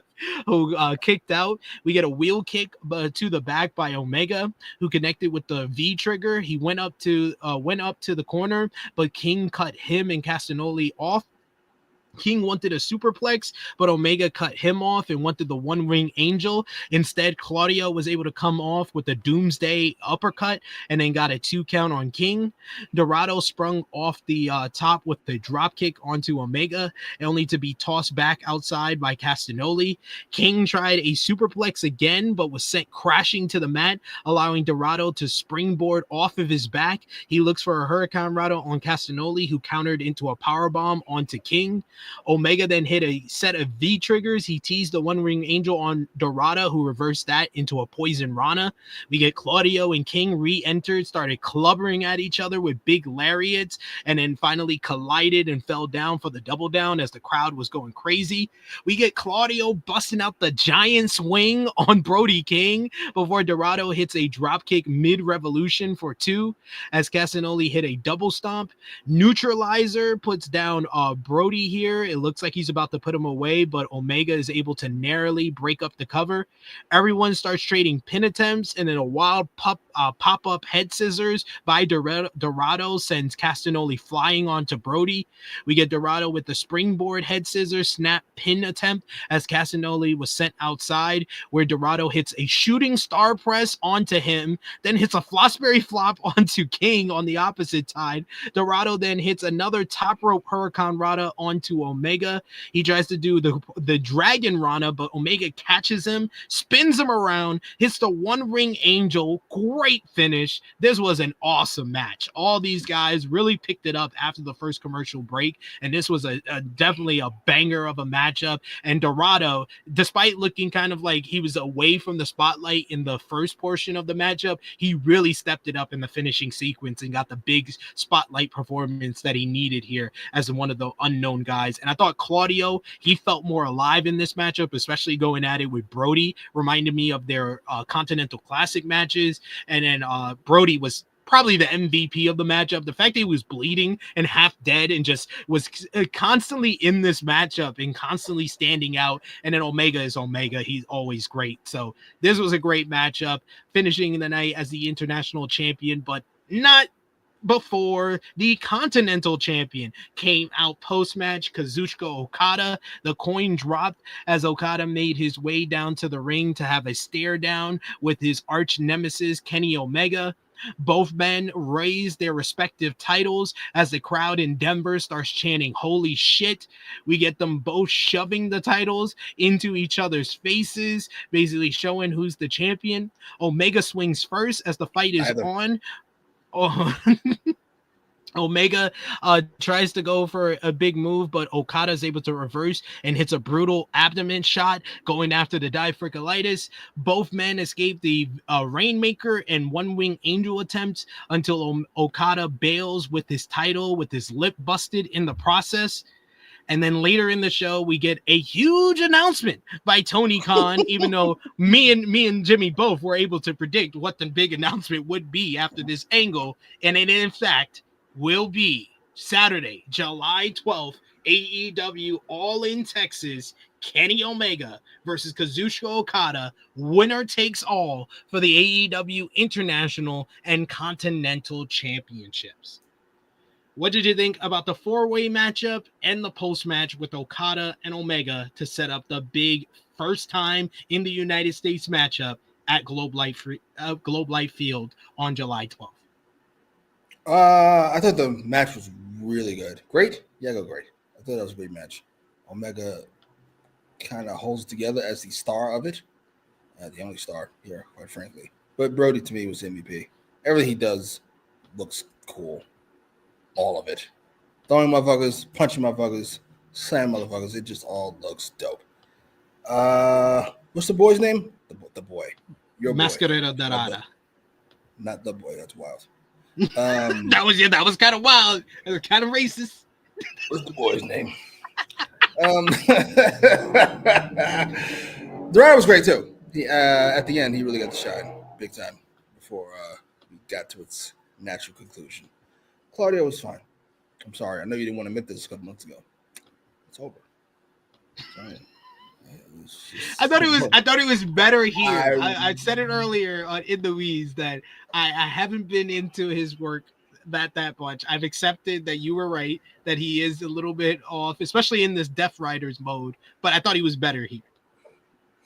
Yeah, he's better here. See, people think I'm a dick, but I hold myself back all the time. I'm glad you admitted it just now because I restrained myself from saying it last night. That's my first thought. Be like, I'm not sure about Claudio. I wouldn't say, that's interesting. But I didn't. I kept it to myself. So, it's not just really good. I enjoyed it. I would like to see fucking a lot more of Kenny Omega. Is he actually hurt? I mean, like, is this diverticulitis actually going to, like, fuck him up for life? I bought into Heyman's fucking propaganda when Brock got it. Like, he's going to be better than ever now that he got that shit ripped out. I think it's more of they're trying to, like, limit his appearance, his wrestling appearances, it seems like.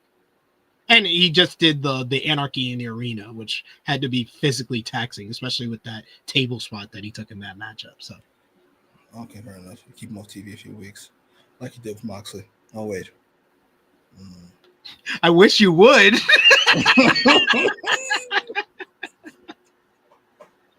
Yeah, I love the finish of that matchup. The reversing that power. It looked like he was gonna power up, and then boom! It was so smooth, so smooth. That was clean. Yeah, that was great. This was a nice like styles clash because you had like the Hosses and Claudio and Brody, and then you had the speedster high flyer, and then Omega's kind of like a hybrid, hard hitting, strong style, and high flying all in one. Yeah, that was really good. Okada's hilarious, by the way. I didn't mention it, but them exchanging punches, and then like he doesn't even slowly get stopped. He just kind of stopped. Like, all right, that's enough. I lost. Like Okada's fucking hilarious. All right. He's like, you know what? I had enough.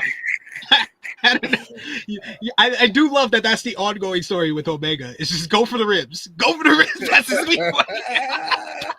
Everyone just keeps going for the ribs. It's great. It's a great bit. I think the one of the best eras for me is diving down this page wearing the tape around his legs. And that was a throwback. He was always his weak spot. The best DDP. His tape ribs DDP. Yes, Joel in the chat says right in the dive fricka tum tum. Right there, right in the guts. Love it. Great match.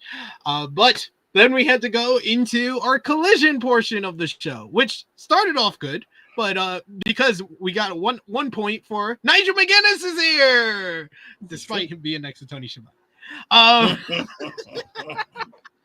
We got highlights of the lead up to FTR and Atlantis Jr. and Templario that happened last week on Collision.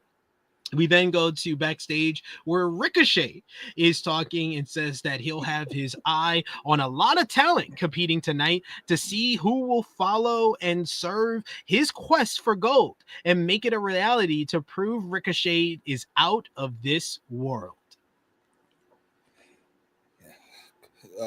Pre-tape, obviously, which I'm talking about over the next 4 hours and shit. It's like math is a little off. He should have been like, I've been watching over this 4-hour broadcast, and I'll keep watching to see on Collision. They was like, I agree with what you messaged me. It was like they should have shown this earlier in the show. Yeah, definitely. Yeah, probably forgot they added.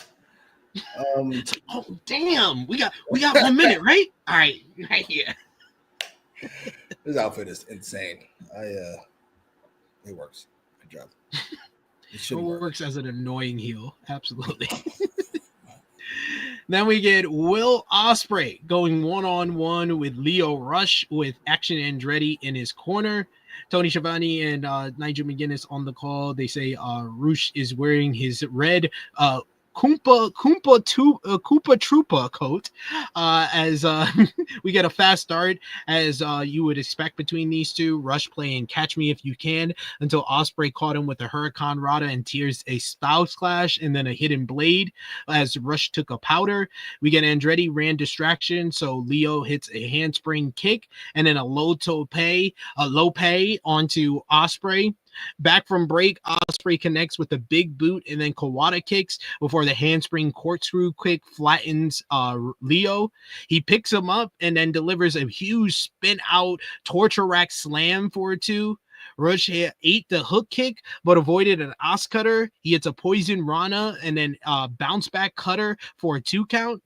Rush took way too long once he leaped off the second rope, so Ospreay catches him with a cutter of his own and then hits the proper Os cutter for a 2. Ospreay signals for the hidden blade, but Action Andretti trips up Ospreay, leaving to Leo charging, but was dropped onto his tag team partner. We get a Sasuke special from Ospreay onto both members of crew. Pip Cheerio back inside. He went for the Stormbreaker, but Leo countered that into a snap DDT, and then the final hour frog splash for a 2.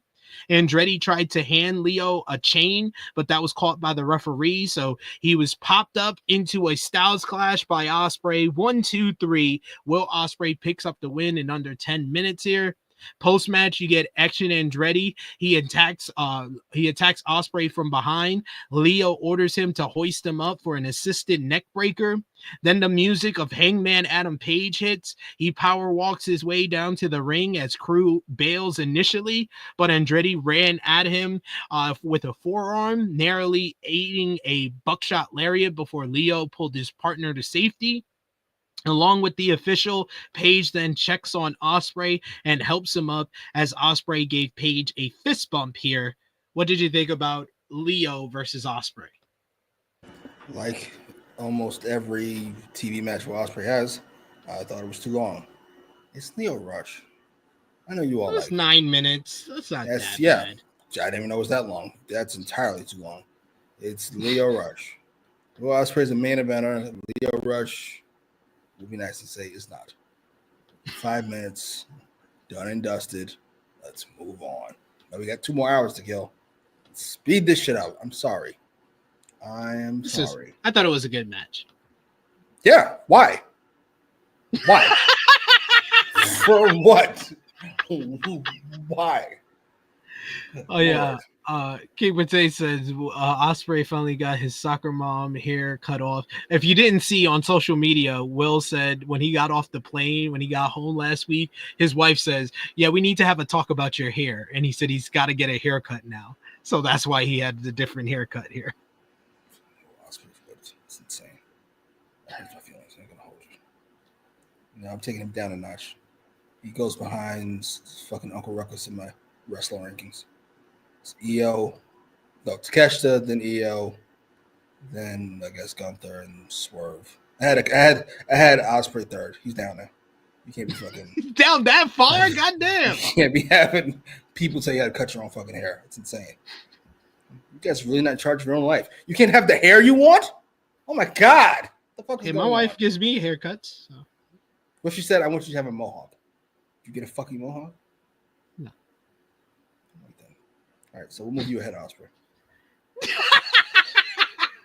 We got a super chat donation from Chuck Berries. Thank you so much, Chuck Berries, for the support. You're awesome as always. We gotta flip over.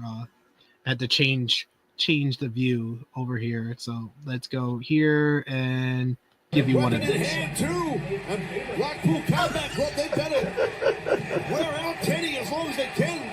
Hangman's gonna come out here.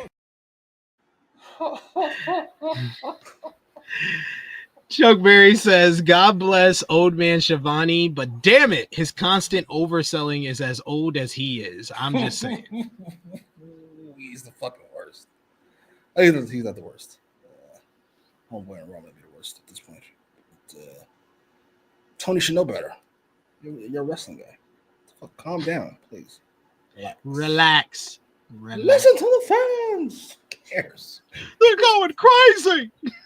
What a moment. What a dynamite moment.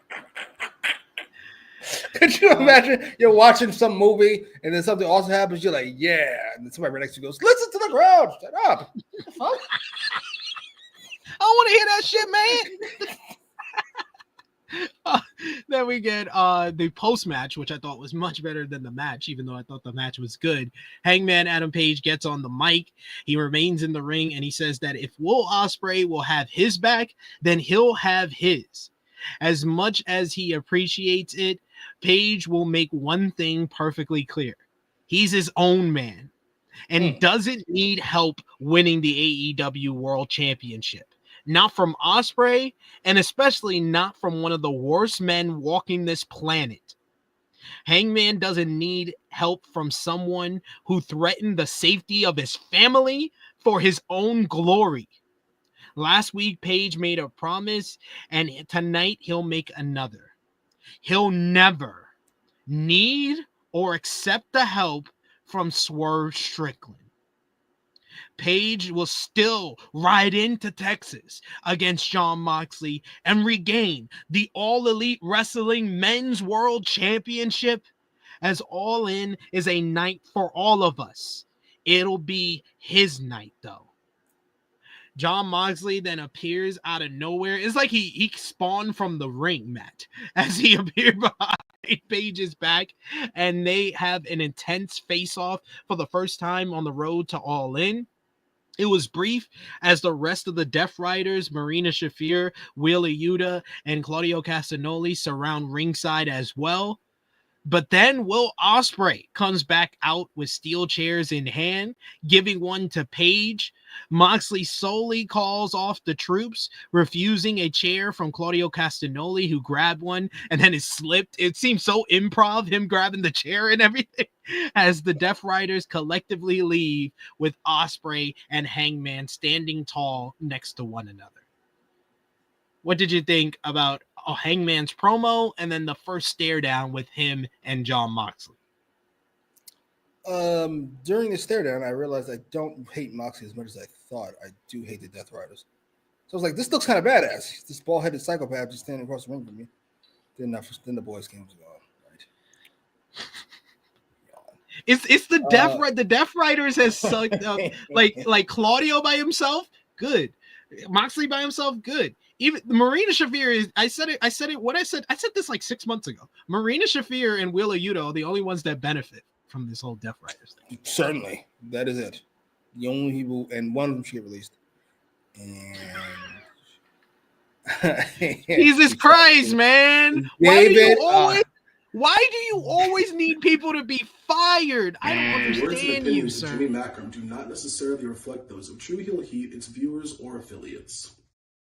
We gave it a hell of a shot. Wheeler is part of one of the greatest stories in AEW history. The start of the BCC. Up until he writes that blood BCC in his chest, that is one of the greatest storylines in AEW history. And thank you. Like our truth. Thank you for your fucking 20 years of service. What the fuck it is? I appreciate it. But I'm pretty sure you got a paycheck that whole time, right? Great. So I'm not entirely sure what the issue is. Same thing with Wheeler Yuta. Thank you for your less than 20 years of service. It's been good. There's the door. It should have been Marina and Moxley as Triple H in China. That's it. Sorry. Need the rest of you. At a certain point, DX becomes a burden. Do they not? It's just a bunch of old niggas hanging out. Beat it. I got it. I got it from here. Appreciate it. This is very much like if BCC is DX, this Death Riders is DX 2000. Yes. Yes. It's like if Beyonce got Dusty Child together. It's just Beyonce and people. It's weird. I'm sorry. No disrespect. The whole build-up with fucking Dragon and Moxley meeting each other, and Dragon lays out the fucking manifesto. Then they have the big fucking match. Then Regal comes out. Then they recruit Yuta. And then Yuta fucking big match. And they fucking rise. Come on, that's fantastic. 3 months right there. And then it's just ass. Sorry.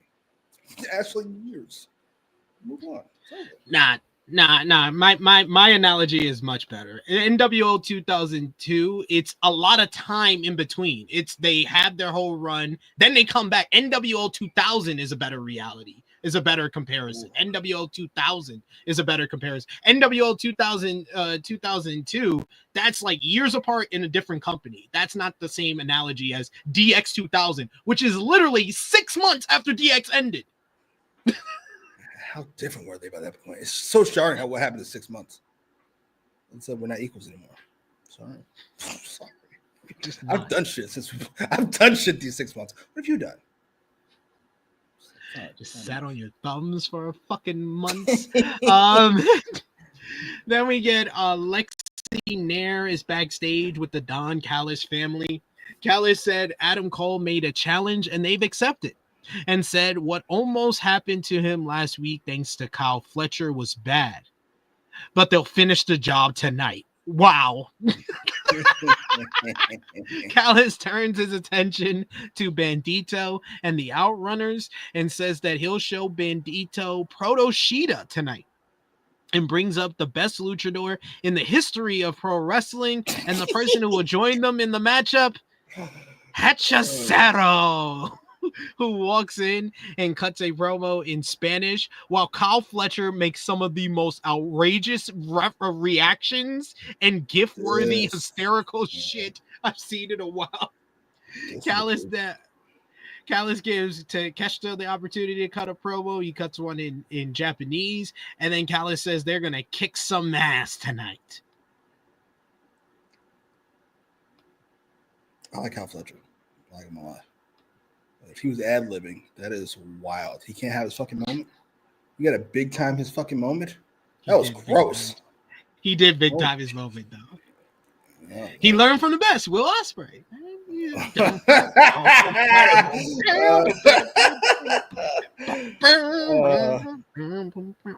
forgot how much I like Cal's family.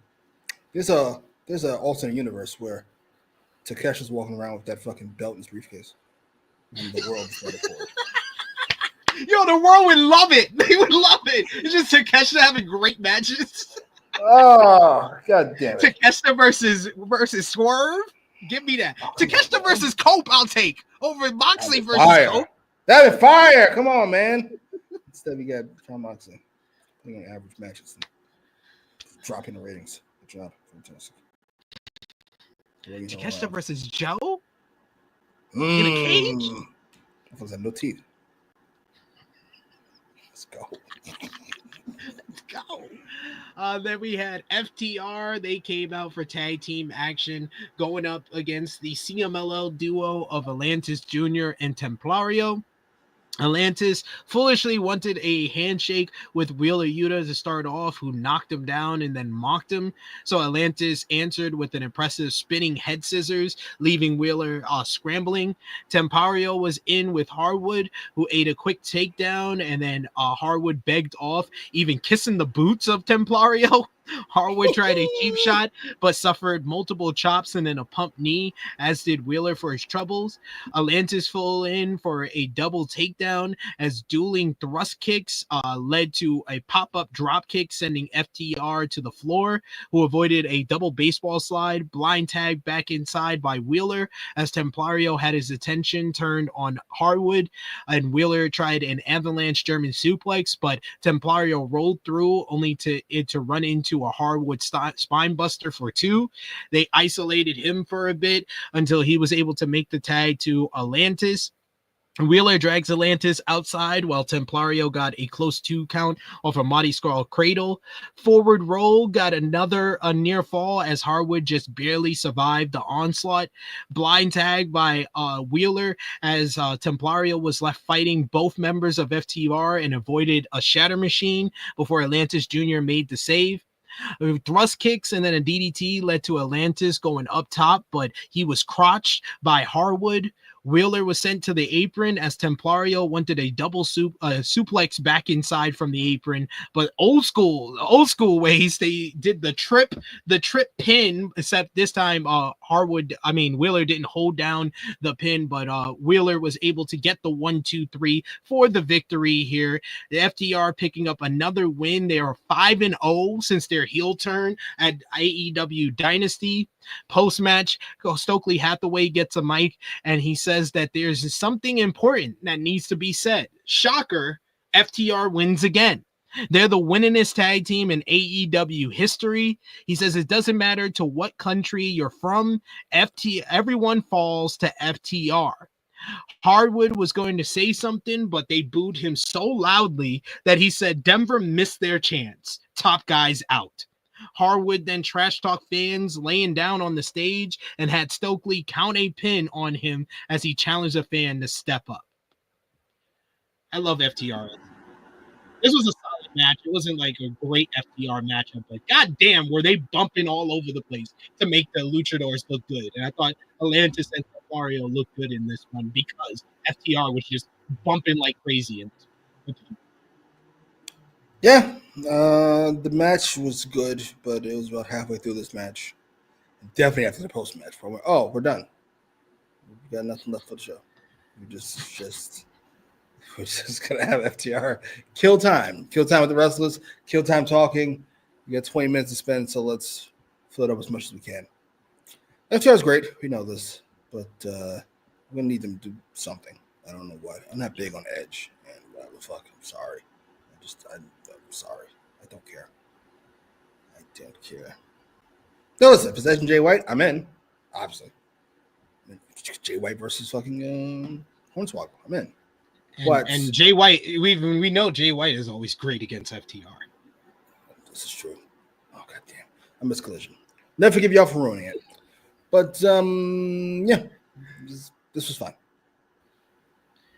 Yeah, I can understand that because this you knew who was gonna win, and then I said this to Jimmy. I was like, the way FTR was bumping, it definitely told you they had to win this matchup because they were bumping all over the place during the match. We get a vignette for Tekla, who will be making her debut on tonight's show, her in-ring debut, showing how she got fired from Stardom in her attack on Jamie Hayter last week. And then during the previous matchup, Tony Schiavone said that Tony Khan had a major announcement, which was the Omega Okada matchup for All In. But he knew people were leaving at this point, so he was like, got to do something drastic. I got to be honest, this Tekla thing, that video clip they show, did more for her than the Jamie Hayter thing and did more for her than the match coming up. I ain't going to hold you. Yeah, it made it look like a chaotic force from the vignette. Oh, now I get the character. This bitch is out of her mind. Then we get the Callis family, Proto Shida, Kyle Fletcher, and Konosuke Takeshita with Don Callis in their corner with Hechicero facing a Ring of Honor World Champion Bandito and Los Outrunners, which is Turbo Floyd and Truth Magnum in mass. McGinnis said that Los Outrunners used to team with Mil Mascaras when he was Dice Mascaras. Yeah, Cesaro and Bandito trade takedowns early as Callis is furious at Bandito for costing him mucho dinero over the last few weeks. Fletcher got a cheap shot in on Bandito, allowing Hechicero to hit his rolling submission, while Proto Shida had dueling abdominal stretches on most Outrunners, who got free with Bandito delivering a triple dropkick. We get Magnum, who Callis calls El Jackass, popping Schiavone in the process. He is isolated by the heels. They hit some big dives to the outside as Hechicero hits a tope con hilo at one point. You get Bandito wanted the 21 plex on Fletcher, who hold on to the ropes. Both traded crazy series of counters until Fletcher hit a super kick in midair off of a Bandito Lion's Law attempt. That was clean. Charging boots in the corner by Proto Shida until they wanted a super power bomb, but Bandito reversed that to a snap Hurricane Rada. Bandito takes out Hechicero with the dive to the outside as Los Outrunners went for the Predator handshake elbow, but that was caught off by Takeshita. Proto Shida then finished things off with dueling Snapdragons, haluva kicks in the corner, and then a brainbuster, raging fire, stereo pins for the 1-2-3. The Callis family picks up the win here. And what I thought was a pretty solid trios matchup. Proto Shida is just always good together. They in a perfect world, AEW would have accepted that Hurt Syndicate are baby faces and Proto Shida would be the challengers at all for the tag titles.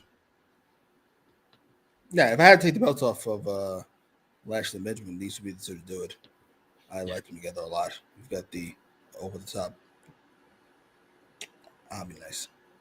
There's a one mistake with Hechicero in the promo. I'm not going to shut up Kyle Fletcher. I'm not going to let him ruin my newfound Kyle Fletcher love. And Takeshita, two guys who look the part, they play the part, they work for me big time. And Don Callis is a perfect manager. Yeah, match was what it was. I'm sorry. At this point, I'm just holding on. at this point. I'm not sure what time it would be. 10 something, 10:40 something. I'm holding on for dear God. Holding on for dear life. It's like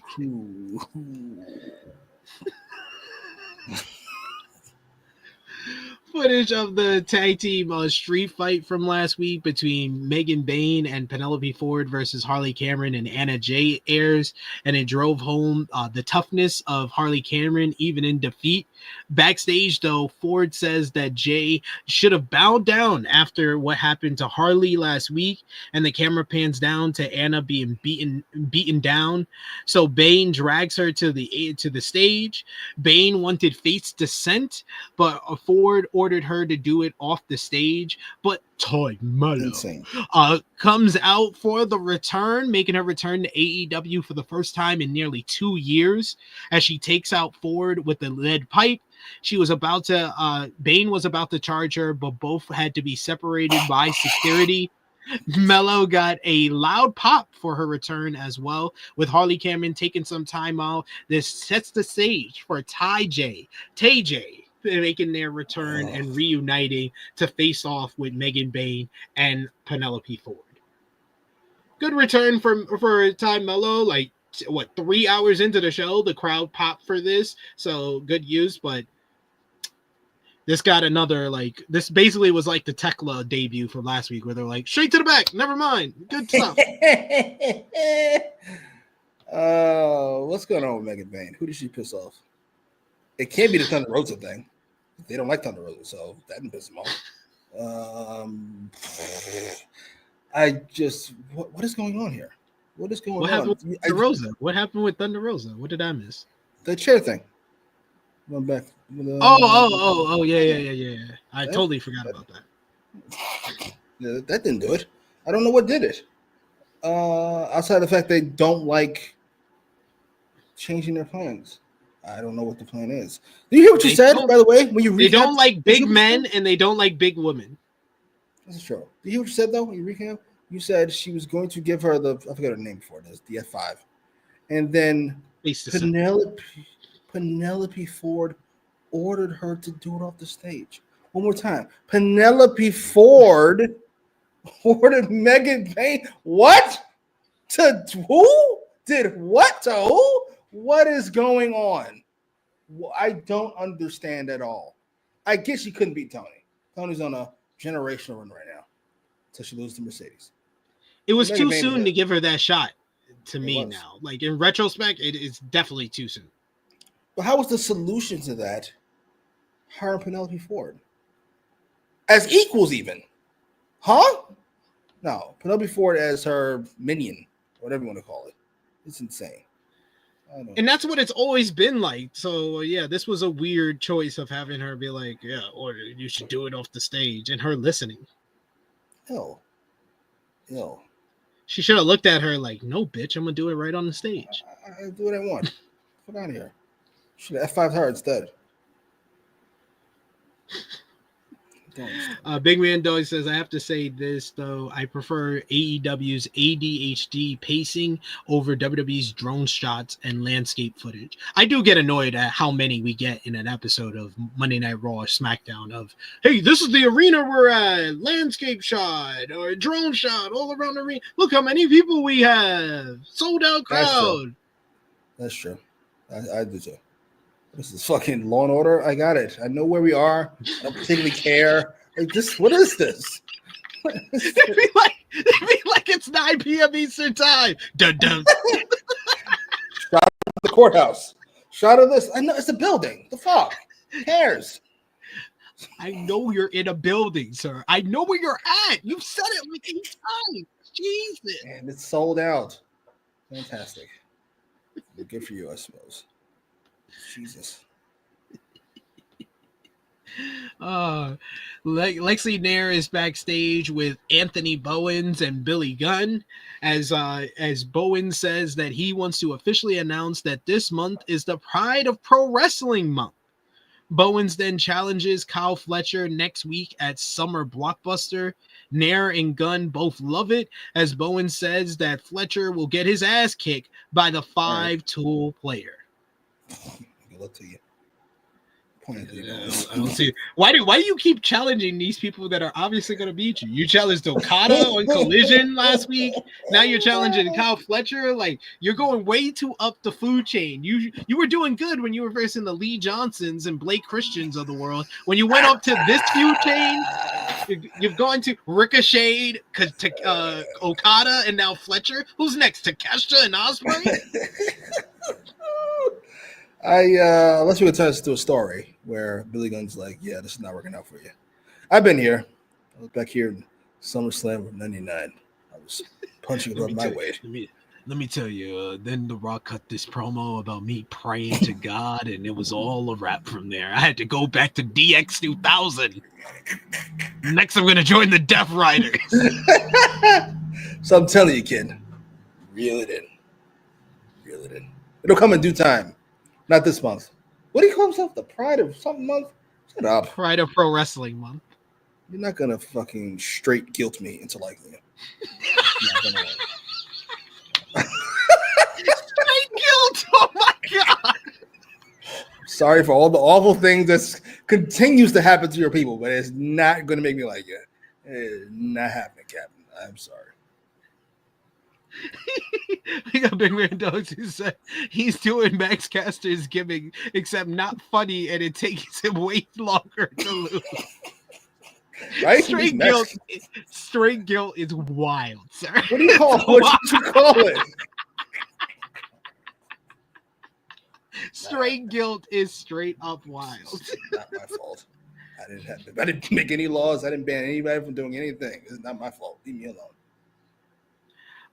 Annika, she says, why are we doing all these special TV shows before All In?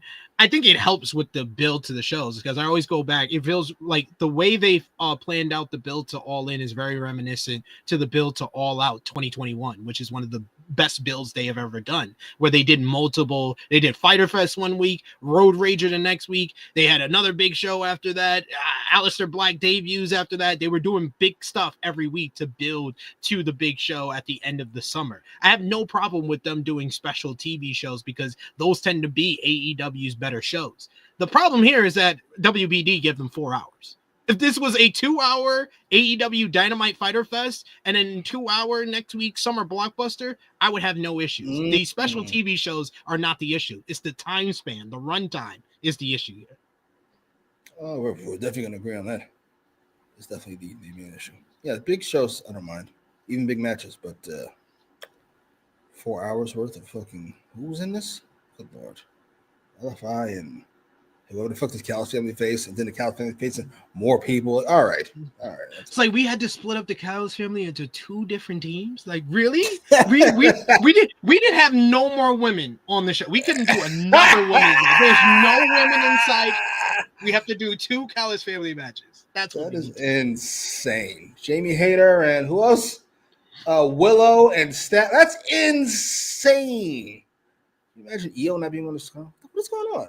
I don't understand. Willow nowhere to be found on this show. Marina Shafir was on the show. Why couldn't Willow show up and have Mark Briscoe's back, be in his corner? Oh, at least be on the show in some capacity. So weird. Ricochet blesses us on commentary with his greatness. Nigel McGuinness called it that before the upcoming matchup, as he's here for the Ring of Honor World Television Championship match. Nick Wayne defending against ROH World Tag Team Champion Sammy Guevara, Lee Johnson with Vanilla Baby, Blake Christian, and AR Fox. Crowd chanted for Fox to start. Fox is like a poor man's Mark Briscoe, where he always delivers though. Like, he always knows how to stand out, especially in these type of matches.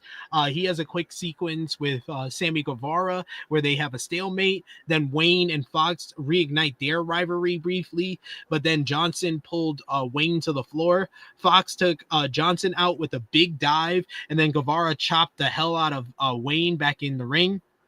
Guevara did his signature leapfrog into the dropkick as Fox tried a springboard but ate a pump knee from Sammy. Tope suicida onto Fox and a corkscrew drive onto Wayne. We get Ricochet, who mumbled on commentary that his dives look better than these guys.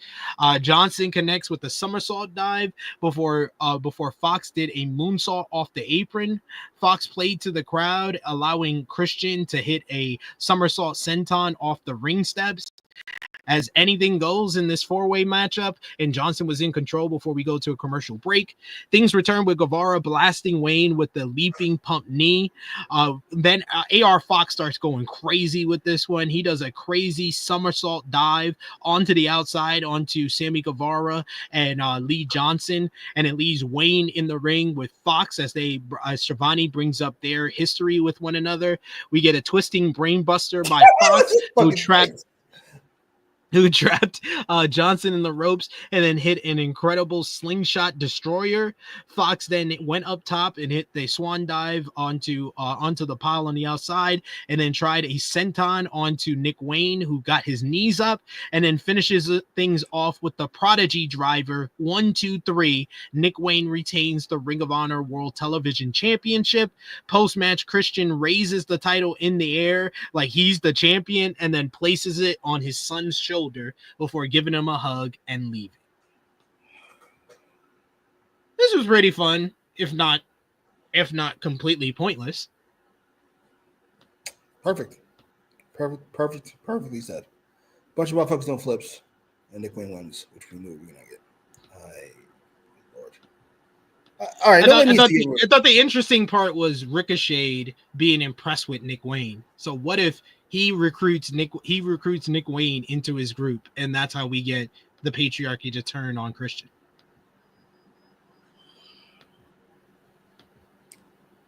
At the end of the day, it's Nick Wayne. I'm sorry. He's like, I'm sorry, I don't care unless it's Christian. I was trying to care about what you were talking about, and I was following the logic of the moving pieces. And then what? It's Ricochet and Nick Wayne. Ricochet doing his best to make Nick Wayne interesting. I'm sorry. I'm good. I'm good. No one needs to get released. I'm good.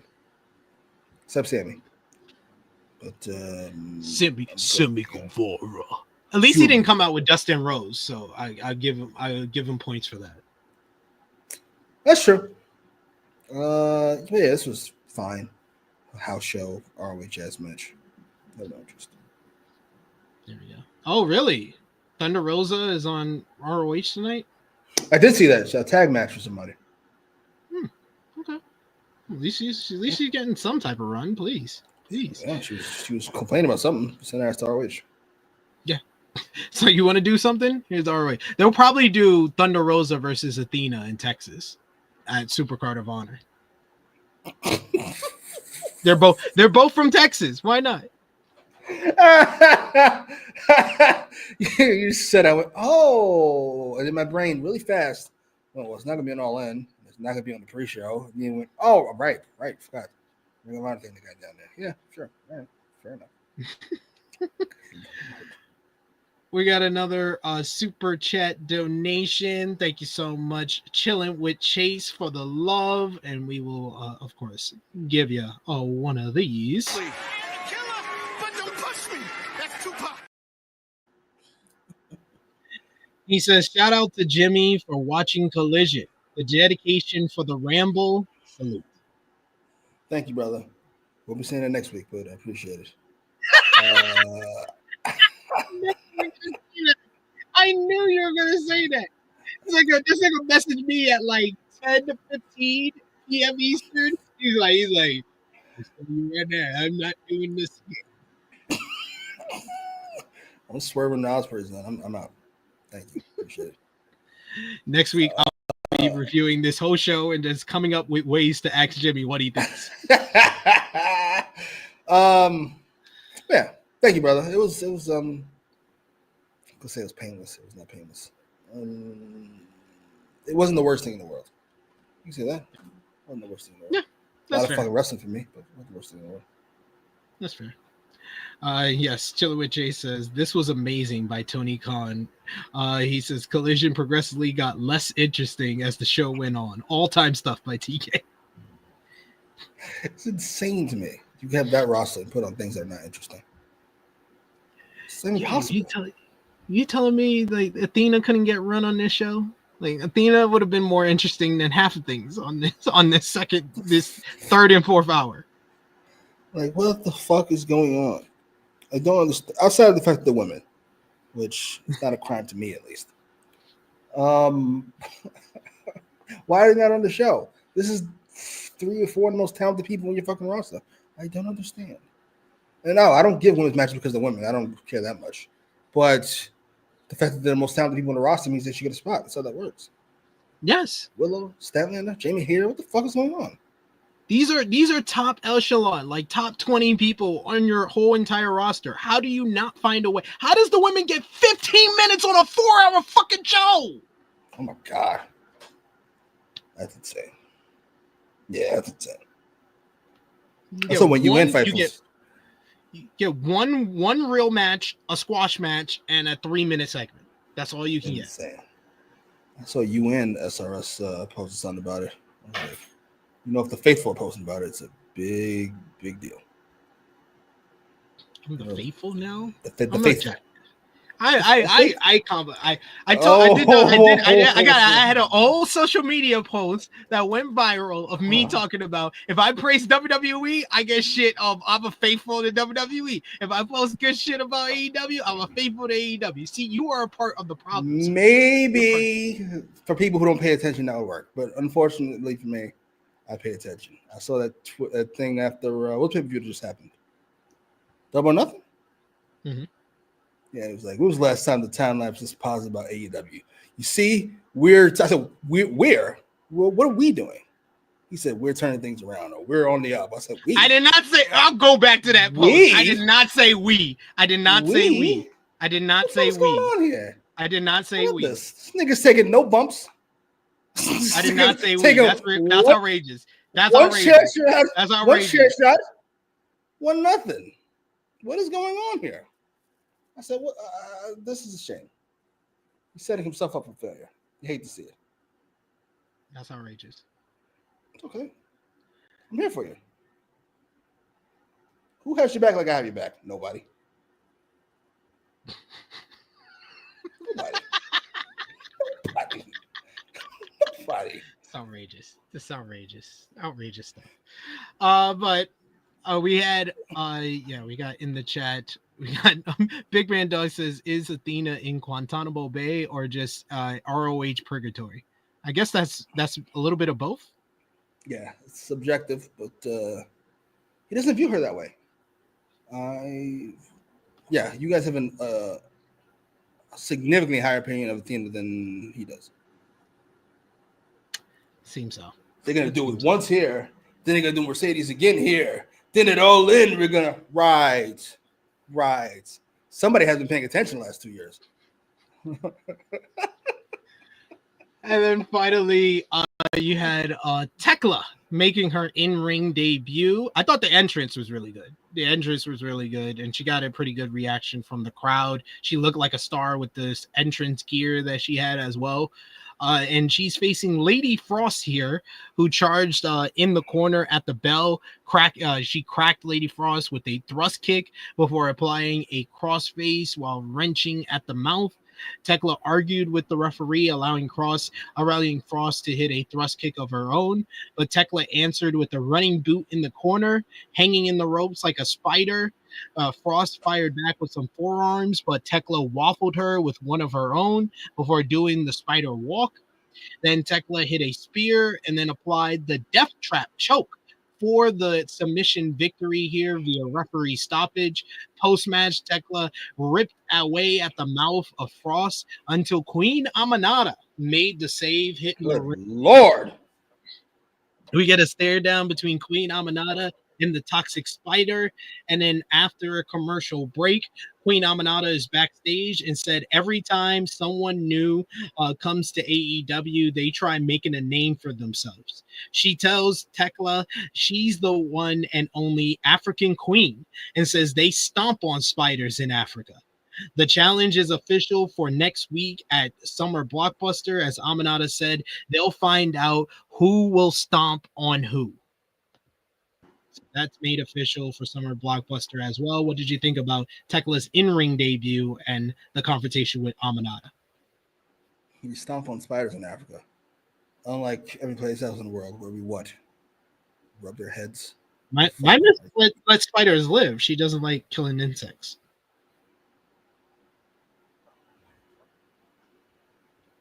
What?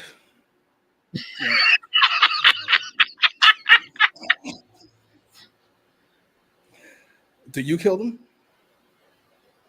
On occasion, I do. When she's not around. Let's say you're getting hustled, sir. Just want to get her hands dirty. I refuse to kill insects. You should handle that.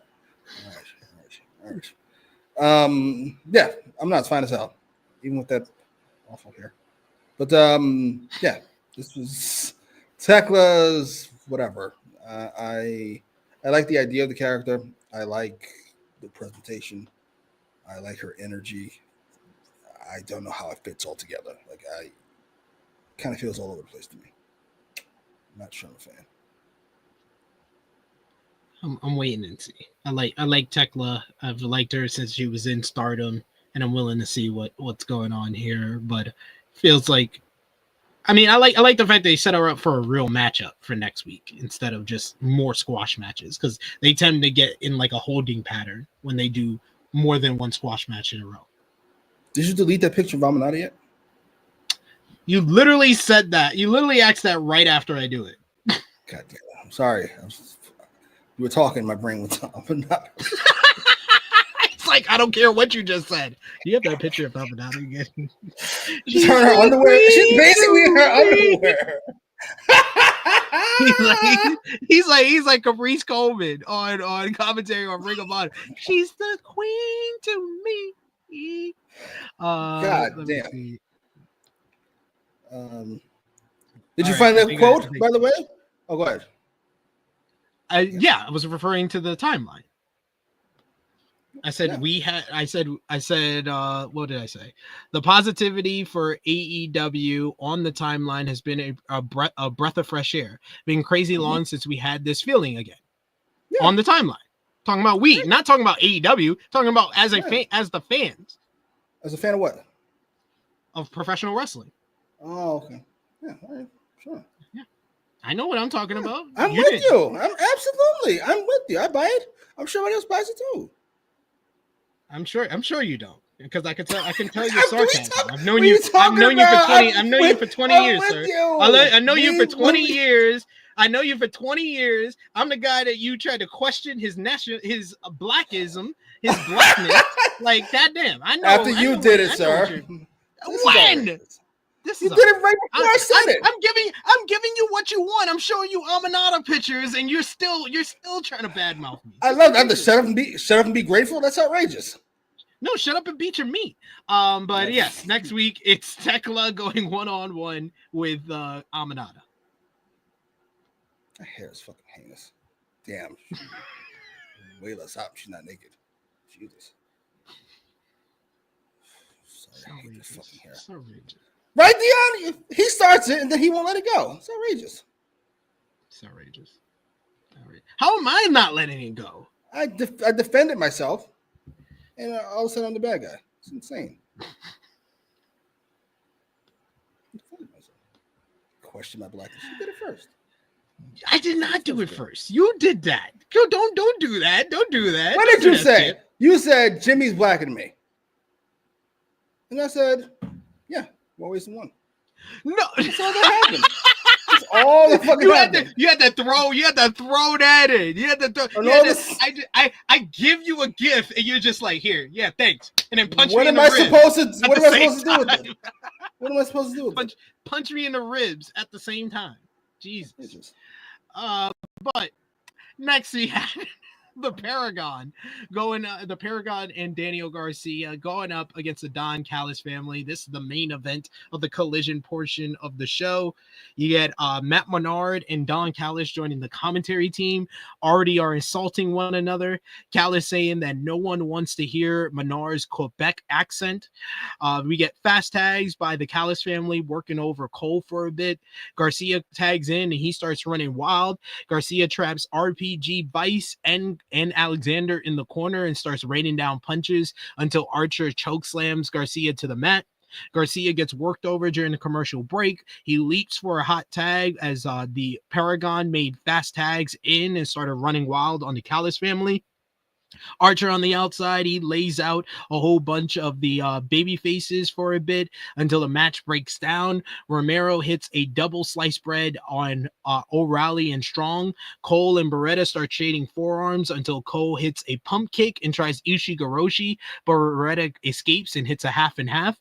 Beretta posed too long and ran into a super kick as Cole wanted the Panama Sunrise, but Beretta tried to counter into Strong Zero, but was cut off. Romero leaps off out of the corner and eats a super kick before Cole lowers his knee pad and lowers the boom for the 1-2-3. Paragon and Garcia pick up the win.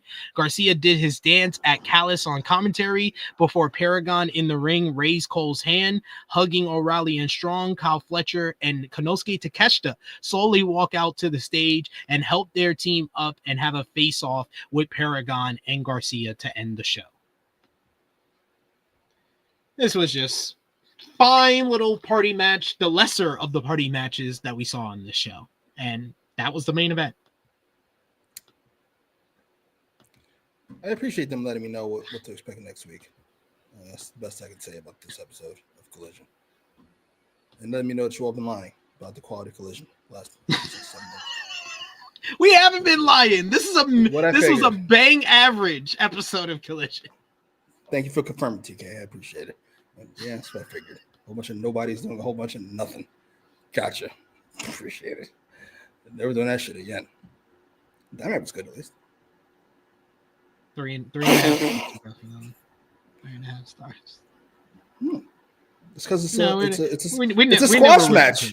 I'm a victim.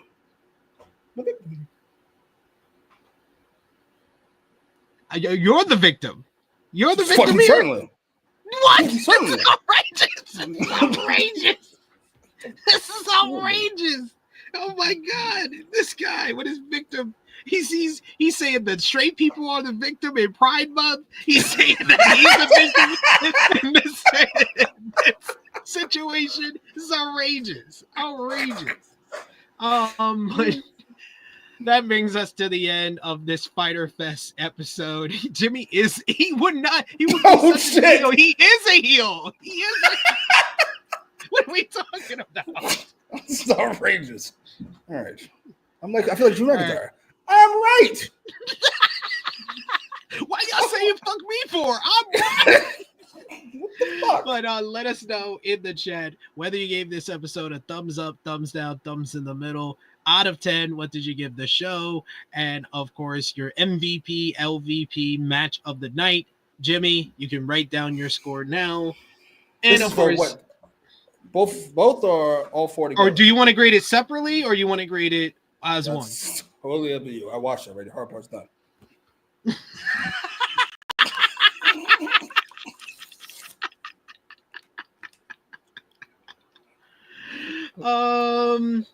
Yeah, I don't know. I don't know how to do this. Yeah, I mean, it's two different shows. It's not one. It's not one show. It's two different. It's not a 4-hour pay-per-view, huh? No, it's not a 4-hour pay-per-view. I'll accept it. It's not a 4-hour pay-per-view. We'll grade it Dynamite and Collision. So for Dynamite, in 3, 2, 1, thumbs up across the board. For this episode of Collision, in 3, 2, 1.